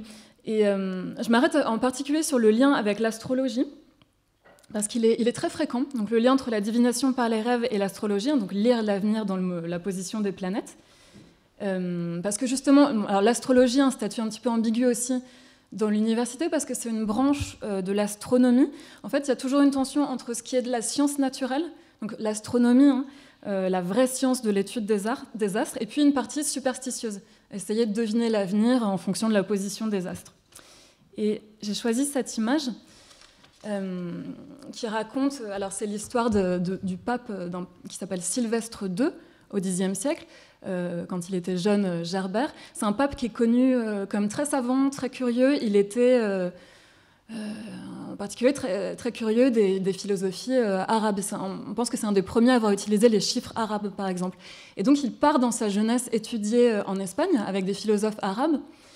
Et là, il est bien écrit dans le manuscrit qu'il étudie les arts défendus, dont l'astrologie. Et il y a quand même un livre dans lequel sont inscrits tous les savoirs, tous les derniers savoirs les plus secrets. Et un des philosophes arabes dort avec ce livre sous la tête. Pour une raison qui n'est pas précisée. Gerbert profite de son sommeil pour aller dérober le livre qui est sous la tête. Et ce qu'on voit dans cette image, il y a plusieurs sens. On peut voir d'abord le sens littéral, c'est Gerbert qui dérobe le livre. Si on connaît l'histoire, on peut comprendre aussi... pardon, j'ai oublié de vous raconter la suite, mais donc Gerbert s'enfuit avec le livre interdit, et le philosophe arabe, puisqu'il est un petit peu versé dans ses savoirs défendus, lit dans les étoiles pour comprendre ce qui s'est passé. Et il voit dans les étoiles que c'est Gerbert qui lui a dérobé le manuscrit. Donc si on connaît cette histoire, on peut imaginer aussi que là, cette scène, c'est ce que voit Gerbert en lisant dans les étoiles. Il voit le vol de son manuscrit qui a lieu. Enfin, il y a un troisième niveau, c'est que cette iconographie, c'est vraiment, comme vous l'avez vu plus tôt, c'est vraiment l'iconographie qui est utilisée pour les rêves. Si on n'a pas de contexte, on peut très bien voir ça comme un rêve. On a le rêveur juxtaposé à son rêve derrière le lit. Et donc là, c'est vraiment quelque chose qui relève justement de ce langage de l'image. Tout se passe au niveau visuel, mais on a cette association au niveau visuel entre la lecture dans les astres, la divination par les astres, puis la divination par le rêve. Voilà, donc connaissance faillible à ce niveau épistémologique, un type de savoir marginal, voire défendu. Enfin, c'est une connaissance faillible au niveau psychologique et physiologique. Et alors là, il faut que je m'arrête un petit peu sur ça. Ce qui se passe à partir du XIIe, c'est qu'on a une multiplication des traductions d'Aristote, de la philosophie d'Aristote en latin, notamment du De Anima, qui est donc son traité sur l'âme qui explique le fonctionnement de l'âme, des commentaires par les philosophes arabes, par les philosophes et médecins arabes comme Avicenne, traduit en latin aussi, et puis également un texte important là pour le sommeil et le rêve, c'est le De Somno et Vigilia, du sommeil et de la veille, d'Aristote aussi, qui essaye en fait de proposer une science naturelle de ce que c'est que le sommeil et les rêves. Donc sans séparer l'âme et le corps, vraiment essayer d'expliquer ce qui se passe psychologiquement et physiologiquement quand vous avez un rêve. Donc là, ce qui est important de comprendre, et ça structure vraiment les perceptions médiévales de l'âme dans cette tradition aristotélicienne, le propos, c'est que l'âme est divisée en 3 puissances, 3 âmes. Il y a l'âme végétative, qui est comme l'âme des plantes, des arbres, c'est la fonction de base du vivant, c'est en charge de l'alimentation et de la reproduction. Après, il y a l'âme sensitive, les animaux l'ont aussi. Donc dans l'âme sensitive, on a les 5 sens, et aussi ce qu'on a des sens internes, dont l'imagination, la mémoire. Et enfin, il y a l'âme intellectuelle, et celle-ci, c'est vraiment le propre de l'homme. Elle est en charge de l'activité rationnelle. Bon, et selon ces explications, quand on dort et qu'on ne fait pas de rêve, c'est qu'on a uniquement l'âme végétative qui est active. En quelque sorte, on est un peu comme une plante. Quand on dort et qu'on fait des rêves, il y a une petite part d'activité de l'âme sensitive. Donc âme sensitive, on est et âme végétative et âme sensitive. On est un petit peu comme un animal en fait. Mais la partie qui fait de nous des hommes, l'âme intellectuelle, quasiment jamais active, ou alors vraiment de manière imparfaite. Et c'est cette conception, c'est tellement important, donc Aristote, c'est au programme, c'est au centre du programme de l'université à partir du XIIIe siècle à Paris, c'est tellement important qu'on le traduit aussi en français. Et donc là, je vous montre des exemples en français, où on retrouve cette idée-là, donc là, chez Nicole Orem, une traduction pour Charles V en 1370. Alors bon, c'est en moyen français, mais voilà ce qu'il dit. La vertu végétative, donc cette âme végétative, en dormant, elle est en sa parfaite opération. C'est le moment où elle est la plus active. Quand on dort, la vertu sensitive et la vertu intellective ne font pas d'opération, elles sont endormies, sauf parfois en songeant. C'est ce que je vous disais. Mais même si c'est le cas, alors elles sont imparfaites, elles ne sont pas bien équilibrées comme ça l'est pendant l'état de veille. Ensuite, on a une autre traduction qui est même plus précoce, qui date de 1300. L'auteur est anonyme, on n'est pas sûr de l'auteur, dans un texte qui s'appelle « Les arts d'amour, de vertu et de bonheureté ». Il donne une description encore plus précise, c'est que quand on dort, même s'il ne dit pas exactement que ce sont des rêves, on a des images qui nous passent dans la tête quand on dort à cause d'une sorte de déséquilibre, de ce déséquilibre psychologique et physiologique. Le sens commun, qui est celui qui est chargé de recevoir les perceptions des 5 sens pendant qu'on est éveillé, continue à recevoir des images, mais celles de la mémoire, celles qu'on a gardées en mémoire et dans l'imagination.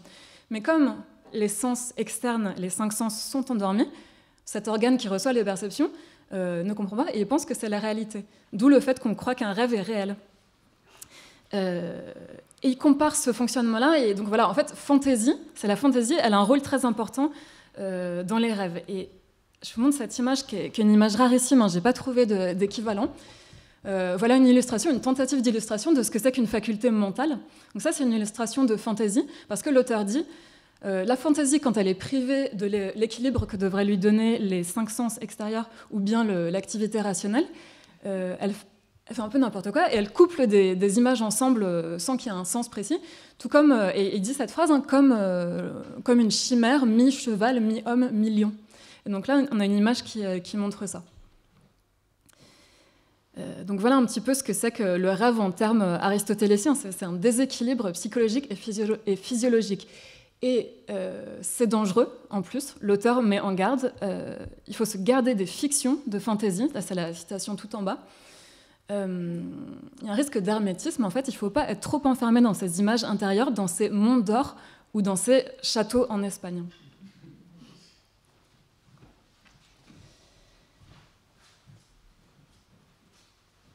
Alors,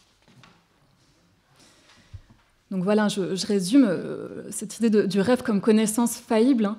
L'enjeu de la connaissance perdure, hein, aussi au XIVe, il est essentiel, mais il ne donne ni la certitude d'une illumination divine prophétique.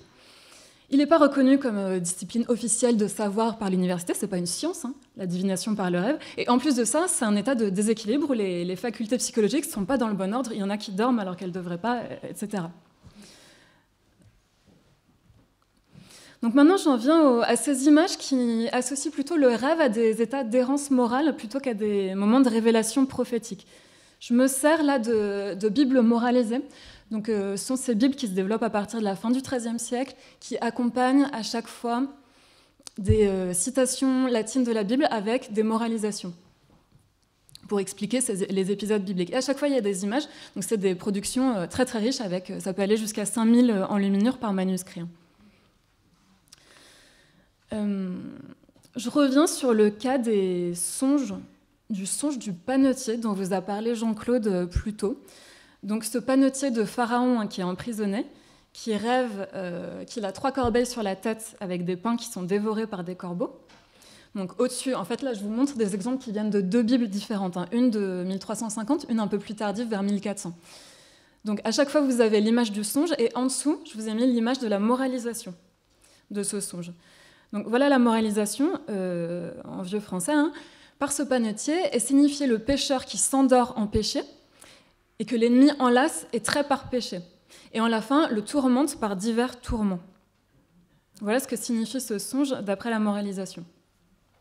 Et ce qui est intéressant, c'est que si on regarde les premières bibles moralisées plutôt de la fin du XIIIe ou du début du XIVe, les images qui illustrent cette moralisation ne montrent pas, elles ne retiennent pas le sommeil. Elles montrent juste des démons qui tourmentent des personnages ou alors des scènes du Nouveau Testament. Mais dans ces 2 bibles-là, qui sont un peu plus tardives, on a le pécheur au lit qui est vraiment représenté. Il y a ce choix de montrer le lit. Alors d'abord, évidemment, rappel visuel de l'iconographie du rêve, donc pour un médiéval, tout de suite réminiscence d'une scène de rêve. Et puis, ce qu'on voit, c'est que le rêve, là, est plutôt associé à un moment de menace, en fait. D'abord d'errance morale, parce que c'est un pécheur, et puis de menace, parce ce qu'on voit là, c'est le diable qui lui vole son âme, qui est représentée par la forme d'un petit personnage nu, de manière conventionnelle, mais voilà ce qui est représenté. Donc le rêve est associé là plutôt à un moment de menace, et en plus, ça porte aussi l'accent sur la responsabilité morale du rêveur, puisque s'il est tourmenté comme ça par les diables pendant son sommeil, c'est parce qu'il a été mauvais, c'est parce qu'il est pécheur. Et il y a un peu cette idée-là que le constat de ces rêves douteux doit amener à une remise en question. C'est un peu une autre forme de connaissance de Dieu, finalement, c'est l'introspection, observer ces images intérieures, celles qui sont mauvaises, mais pas sur le mode de la révélation, sur le mode de l'introspection et de la recherche.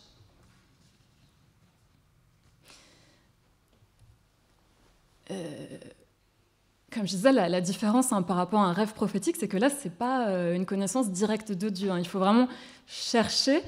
Et le fait est que cette recherche est douloureuse, puisque voilà, on est torturé par le diable, on a des tourments, et du coup, ça vient aussi avec des émotions.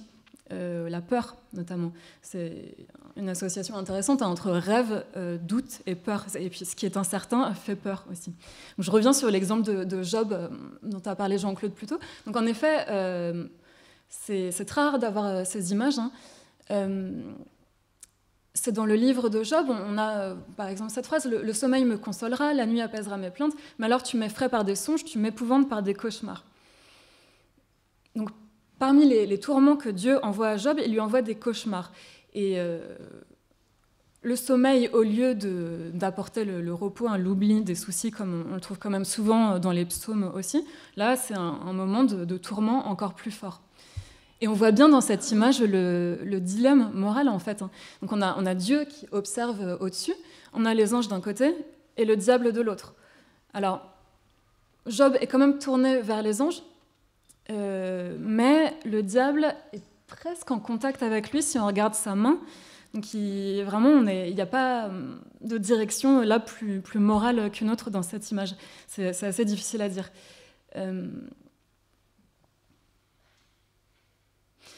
Voilà, et donc c'est cette idée aussi que je reviens là-dessus, ce qui n'est pas clair, ce qui est douteux, et vient avec une émotion de douleur et de peur.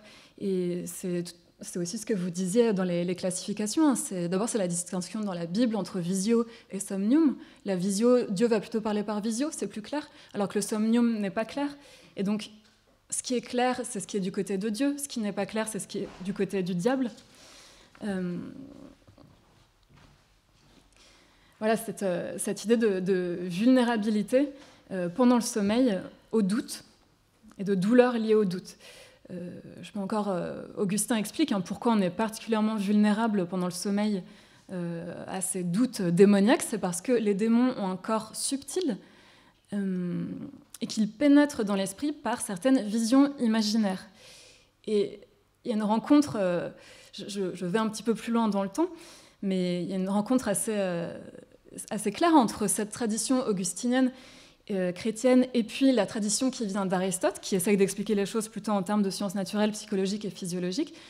Les démons sont des sortes d'images qui pénètrent dans le sommeil. Pourquoi ? Aussi parce que le sommeil, c'est le temps de l'imagination, comme l'expliquait Aristote. C'est le temps où les autres facultés de l'âme sont endormies, et l'imagination, c'est la faculté qui reçoit les images. Donc c'est pour ça qu'elle reçoit plus facilement les démons aussi. Et qu'on est donc plus vulnérable pendant le sommeil au doute, au démoniaque.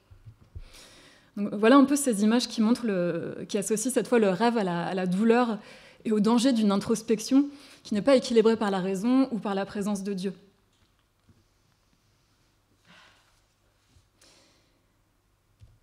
Pour terminer, je vous montre comment on peut trouver dans ce foisonnement d'images à partir du XIVe d'autres utilisations d'iconographie ou d'iconographie du rêve, donc très reconnaissable par le spectateur médiéval, mais pour illustrer d'autres états cognitifs et émotionnels qu'on peut dire correspondre à d'autres formes de connaissances faillibles. Alors, d'abord, il y a les émotions fortes. Et c'est en fait ça qui est assez frappant dans ces images, finalement, c'est que même on passe de l'association du rêve à l'introspection, mais toujours tournée vers Dieu, à l'association du rêve à l'introspection, mais cette fois où même l'introspection, la recherche de Dieu semble passer au second plan, pour mettre en avant vraiment des états cognitifs, émotionnels, individuels du sujet. Donc ça peut être, je disais, des émotions fortes, ça peut être des amoureux, des mélancoliques, ou encore des gens qui sont complètement perdus dans leur aspiration poétique, qui vont être comparés, des poètes en fait, qui vont être comparés à des rêveurs. D'autres en fait, types d'expériences du monde où l'intellect ne domine pas, qui évidemment ne sont pas reconnus par l'université comme des sciences, et pas non plus reconnus par la théologie, qui ne sont pas dans les doctrines de connaissance du divin, comme peuvent l'être la prophétie ou l'extase. Alors, encore une comparaison, je m'appuie sur le français parce que ça montre un petit peu à quel point ça perdure pendant longtemps et ça passe d'une langue à l'autre, enfin du latin au français. Donc là, c'est encore une traduction d'Aristote, c'est toujours celle de 1300. Il est art d'amour, de vertu et de bonneurté. Voilà ce qu'il dit. Il dit... Alors, on voit dans ceux qui dorment et ceux qui sont trop de vin chargés, ceux qui sont ivres, ceux qui sont ivres, qui en sont à tel point que même s'il avait l'habitus de science, il ne pourrait pas l'utiliser. Et les gens, quand ils sont trop dans leur passion, trop pris dans leur passion et dans leur désir, sont disposés de la même manière. Donc une comparaison entre les gens emportés dans leur passion, dans leurs émotions, les gens qui sont ivres et les gens qui dorment, qui rêvent. Et la même opposition entre ces formes de connaissances, enfin ces formes cognitives un petit peu particulières, et la science, l'habit de science. Là, je vous l'ai montré dans l'Iliade d'amour, mais c'est quelque chose qu'on trouve partout. On le trouve chez saint Thomas d'Aquin, On le trouvait de toute façon déjà chez Macrobe, hein, qui faisait le lien entre l'amoureux trop pris, Macrobe au IVe siècle, hein, l'amoureux trop pris dans son amour pour l'amante, et du coup les rêves qui le torturent. Voilà une image où on peut voir ce lien entre amoureux et rêveur. C'est tiré d'un recueil de textes de Guillaume de Machaut, qui est un poète très important du XIVe siècle. Ici, ce qu'on voit, c'est un chevalier amoureux qui est endormi dans les bras du narrateur.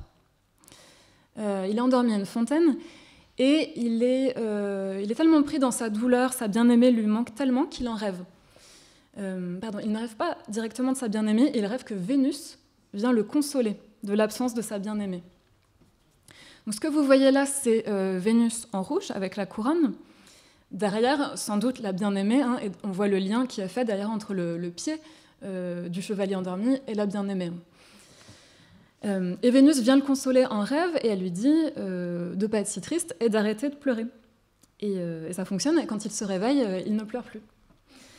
Donc là, encore une fois, il y a plusieurs niveaux. Il y a le niveau, bien sûr, de l'émotion de la journée qui contamine le rêve, qui va déterminer le motif de votre rêve. Après, on a donc cette association entre l'amoureux et le rêveur, donc celui qui est pris dans un état psychologique particulier, où son expérience du monde est différente. Il en retire quand même un savoir de cet état amoureux, de cet état de rêve, puisque Vénus, il voit Vénus lui apparaître et elle lui parle. Et son état est modifié, puisque la tristesse le quitte après cette interaction. Et puis, bien sûr, voilà ce que je disais, le fait que le motif du rêve fournit vraiment un cadre pour mettre en avant ces autres formes de connaissances particulières, d'expériences particulières du monde. Dans ce cas-là, c'est quand même une illustration depuis le texte. Le rêve est mentionné dans le texte. Hein. Mais je vais vous montrer d'autres cas où le rêve n'est même pas mentionné dans le texte, et c'est vraiment l'image qui choisit d'interpréter ça de cette manière. Je reviens sur le rêve, entre guillemets, de Saint Jérôme, parce que ce n'est pas un rêve, comme l'a dit Jean-Claude, c'est un ravissement, c'est un raptus, une forme d'extase, hein, où l'âme est enlevée hors du corps. Donc, c'est un cas un peu compliqué, et il est quand même très, très rarement illustré sous forme de rêve, mais à partir de la fin du XIVe, on voit un petit peu ce type d'iconographie se développer, surtout en Italie. Mais là, je vous ai mis un cas qui est dans les Belles Heures du duc de Berry, très inspiré de toute façon du style italien. Donc je répète, hein, c'est un ravissement spirituel. Et dans cette lettre qu'il écrit, où il raconte cet épisode, Saint Jérôme dit bien « Ce n'était pas du sommeil, ni de ces songes vains qui nous illusionnent souvent. » Et ce ravissement, on le sait aussi par la lettre, il intervient alors qu'il était parti prêcher à Jérusalem. Voilà. Le fait est que Saint Jérôme, dans l'iconographie et dans les textes, il est également très présent aussi en tant que pénitent retiré au désert. C'est une figure de pénitent au désert. C'est aussi d'ailleurs une expérience qu'il mentionne dans cette même lettre, la lettre 22, où il raconte ce ravissement. Il mentionne son expérience de pénitent au désert et il souligne l'entremêlement de la solitude, des prières, des visions, du sommeil et de la mortification du corps. Je vous ai mis ce passage-là. Chaque jour pleurer, chaque jour gémir, toutes les fois que, malgré mes résistances, le sommeil m'accablait soudain, mes os presque désarticulés se brisaient sur le sol nu. On voit bien, là, il n'y a pas que l'état émotionnel qui est particulier, il y a aussi un état physique particulier. Voilà, ses os sont presque désarticulés, ils se brisent, le sommeil l'accable. Voilà. Donc mon hypothèse sur cette image, c'est qu'il faut y voir aussi cette présence un petit peu en réminiscence du Saint Jérôme pénitent, aussi par le fait qu'il dort sur une paillasse et pas sur un lit, comme dans l'image qu'a montré Jean-Claude. Il est sur une paillasse, donc a priori quand même pas en tout cas dans un intérieur, dans une chambre à Jérusalem. Donc on a un peu le mélange là de cet épisode du ravissement à Jérusalem et de ces visions au désert. Voilà ce qu'il dit aussi, toujours dans la même lettre. En parlant de cet épisode au désert, il cite le psaume qui dit « Tu ne craindras pas les terreurs nocturnes, ni la flèche qui vole de jour, ni le danger qui rôde dans les ténèbres, ni l'attaque du démon de midi. » Et le démon de midi, c'est quelque chose qui est théorisé par Origène, qui est associé à l'ascédie. L'ascédie, c'est cette ce mal spirituel qui frappe surtout les moines, qui est une sorte de torpeur qui frappe en plein jour, mêlée d'une lassitude, d'un dégoût, d'une forme de dépression, et qui tend à se confondre à partir du XIIIe siècle avec la mélancolie. Ça frappe surtout les moines. Et voilà, en fait, le lien, la méditation spirituelle apparaît comme, elle aussi, une forme de connaissance particulière, où on est un peu dans une torpeur, on est en proie, en tout cas, au risque de torpeur, de vision, de démon de midi, forme de connaissance douloureuse aussi, hein, puisque même dans la vision qu'il a, il est fouetté. Donc il apprend vraiment, et dans son corps réel et dans son corps de vision, à ne pas lire les païens. Ça, c'est le message du ravissement, c'est qu'il doit arrêter de lire les auteurs païens. Et puis, encore une chose, c'est qu'avec l'apport de la médecine arabe, grecque et d'Aristote, à partir du XIIe, XIIIe, cet état mélancolique, d'ascédie, qui frappe surtout les moines, en tout cas les gens en état de méditation spirituelle, c'est lié à la fois une émotion et un état physiologique. Le mélancolique, c'est quelqu'un qui est fréquemment comparé au rêveur, c'est-à-dire que c'est quelqu'un qui est particulièrement en proie au déséquilibre de l'imagination, qui a trop d'imagination en fait, et donc qui est facilement enfermé dans ses images intérieures, pas assez rééquilibré par la raison ou par les sens externes. C'est quelqu'un qui est seul dans ses pensées. Voilà un autre mode de connaissance faillible, là où que le rêve sert un petit peu à ouvrir la porte pour explorer ça. Je vous montre un dernier. C'est quelque chose qui est finalement peut-être pas très loin, la réflexion intellectuelle et poétique. Alors cet exemple, c'est pareil, le texte ne dit pas que c'est un rêve. C'est chez Boccace, ça montre Boccace et Pétrarque, donc deux poètes extrêmement importants du XIVe siècle en Italie. Boccace, d'abord il écrit, se plaint du fait qu'il souffre beaucoup de torpeur intellectuelle, qu'il n'arrive pas à se concentrer, il s'auto-flagelle sur sa paresse, et il finit par, il dit « je pose un instant la tête sur l'oreiller ».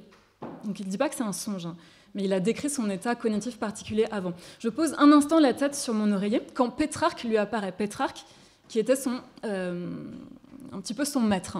Et Pétrarque lui apparaît et lui reproche sa paresse.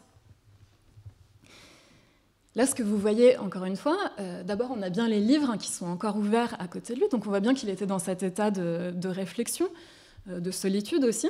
Et puis, là, vous reconnaissez, c'est encore l'iconographie du rêve. On peut toujours voir cette réminiscence.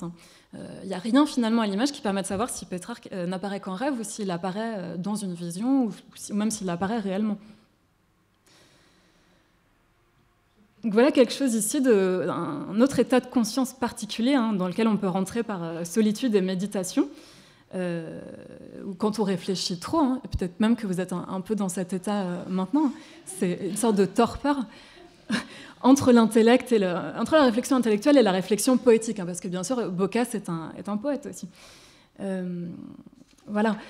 Je conclue rapidement là-dessus. Donc le rêve qui ouvre la porte à l'exploration d'autres formes de connaissances faillibles au Moyen-Âge, ce sont des explorations qui sont importantes à plusieurs niveaux. D'abord, c'est un enjeu très important de concilier la science de type aristotélicienne, qui est devenue centrale donc, au programme à l'université, ce type de scientificité infaillible, avec d'autres formes de connaissances qui sont importantes au Moyen-Âge, comme par exemple la foi, l'opinion, la croyance, des formes de connaissances en fait, qui vont laisser plus de place peut-être à la dimension sociale ou à la dimension de l'assentiment personnel de l'individu dans ce qu'il reconnaît comme une vérité. Donc c'est un enjeu très important d'essayer d'explorer d'autres formes de connaissances. Ensuite, ce développement des explorations au niveau émotionnel et cognitif, je crois qu'on peut l'inscrire dans un petit peu quand même une nouvelle place de l'individu qui est très liée au développement de la culture laïque. D'abord un petit peu au niveau politique, parce que le savoir participe au prestige individuel. Là, je pense beaucoup à Charles V, mais Charles V, c'est quelqu'un qui va commander, qui va créer une librairie, rassembler une collection très importante, et rassembler des intellectuels autour de lui qui vont vanter un petit peu sa qualité de roi sage. Être savant participe au prestige individuel du bon gouvernant et renvoie en quelque sorte à son individu, à sa vertu personnelle, à sa psyché et aussi à son émotion. Ensuite, au niveau de la littérature, il y a le développement de la littérature qui explore le sujet, ses émotions.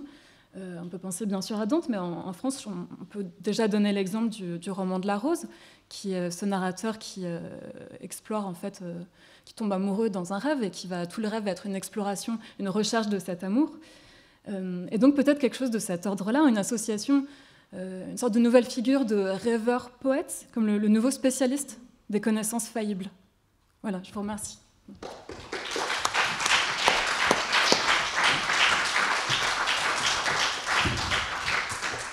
Merci beaucoup. Donc nous voilà revenus à cette question épineuse de l'individu, même si on se souvient que, évidemment, ce qui nous importe aussi dans le cadre de ce séminaire, c'est de comprendre comment s'ouvre justement dans cet entre-deux, de cet entre-temps des différents niveaux de conscience que vous nous avez si bien décrits, la possibilité d'une action collective et d'une conscience politique. Ce qui me frappe beaucoup, c'est que tu terminais aussi, Jean-Claude, avec ce magnifique, et c'est là-dessus que se termine d'ailleurs le livre Rêver de soi, cette magnifique autobiographie onirique et picturale de Dürer. Et si on continue évidemment en Allemagne cette question du rêve politique, aujourd'hui on a le livre important de Claire Gantet sur les rêves en Allemagne jusqu'en 1800. Et puis si on continue encore, évidemment, ce qui a sans doute électrisé, je dirais, toute la sociologie et toute l'histoire du rêve, notamment Bernard Lahire, tu le citais, le livre de Charlotte Bérard sur rêver au Troisième Reich, rêver, au temps du Troisième Reich. Je rappelle que Charlotte Bérard a voulu collecter et comme préserver et comme sauver les rêves de ces âmes malmenées par le nazisme lorsqu'elle a compris, lorsqu'elle a entendu à la radio un dirigeant nazi, Robert Ley, dire « Il n'y a qu'un seul homme libre en Allemagne, c'est celui qui dort ». Un homme libre, un homme privé. Et en fait, c'est tout le contraire, puisqu'elle a montré en collectant les rêves de celles et ceux qui cauchemardaient la dictature, que ce dont ils rêvaient, c'était pour l'essentiel de murs qui tombaient et de vulnérabilité. Et donc c'est cette question effectivement de la mise en vulnérabilité du moi par effectivement le rêve que vous avez l'un et l'autre bien décrit. Alors bon, on peut, le temps a beaucoup tourné, mais on peut quand même, si vous le voulez bien, prendre quelques questions ou remarques de la salle, et afin de tenter d'y répondre, tout simplement.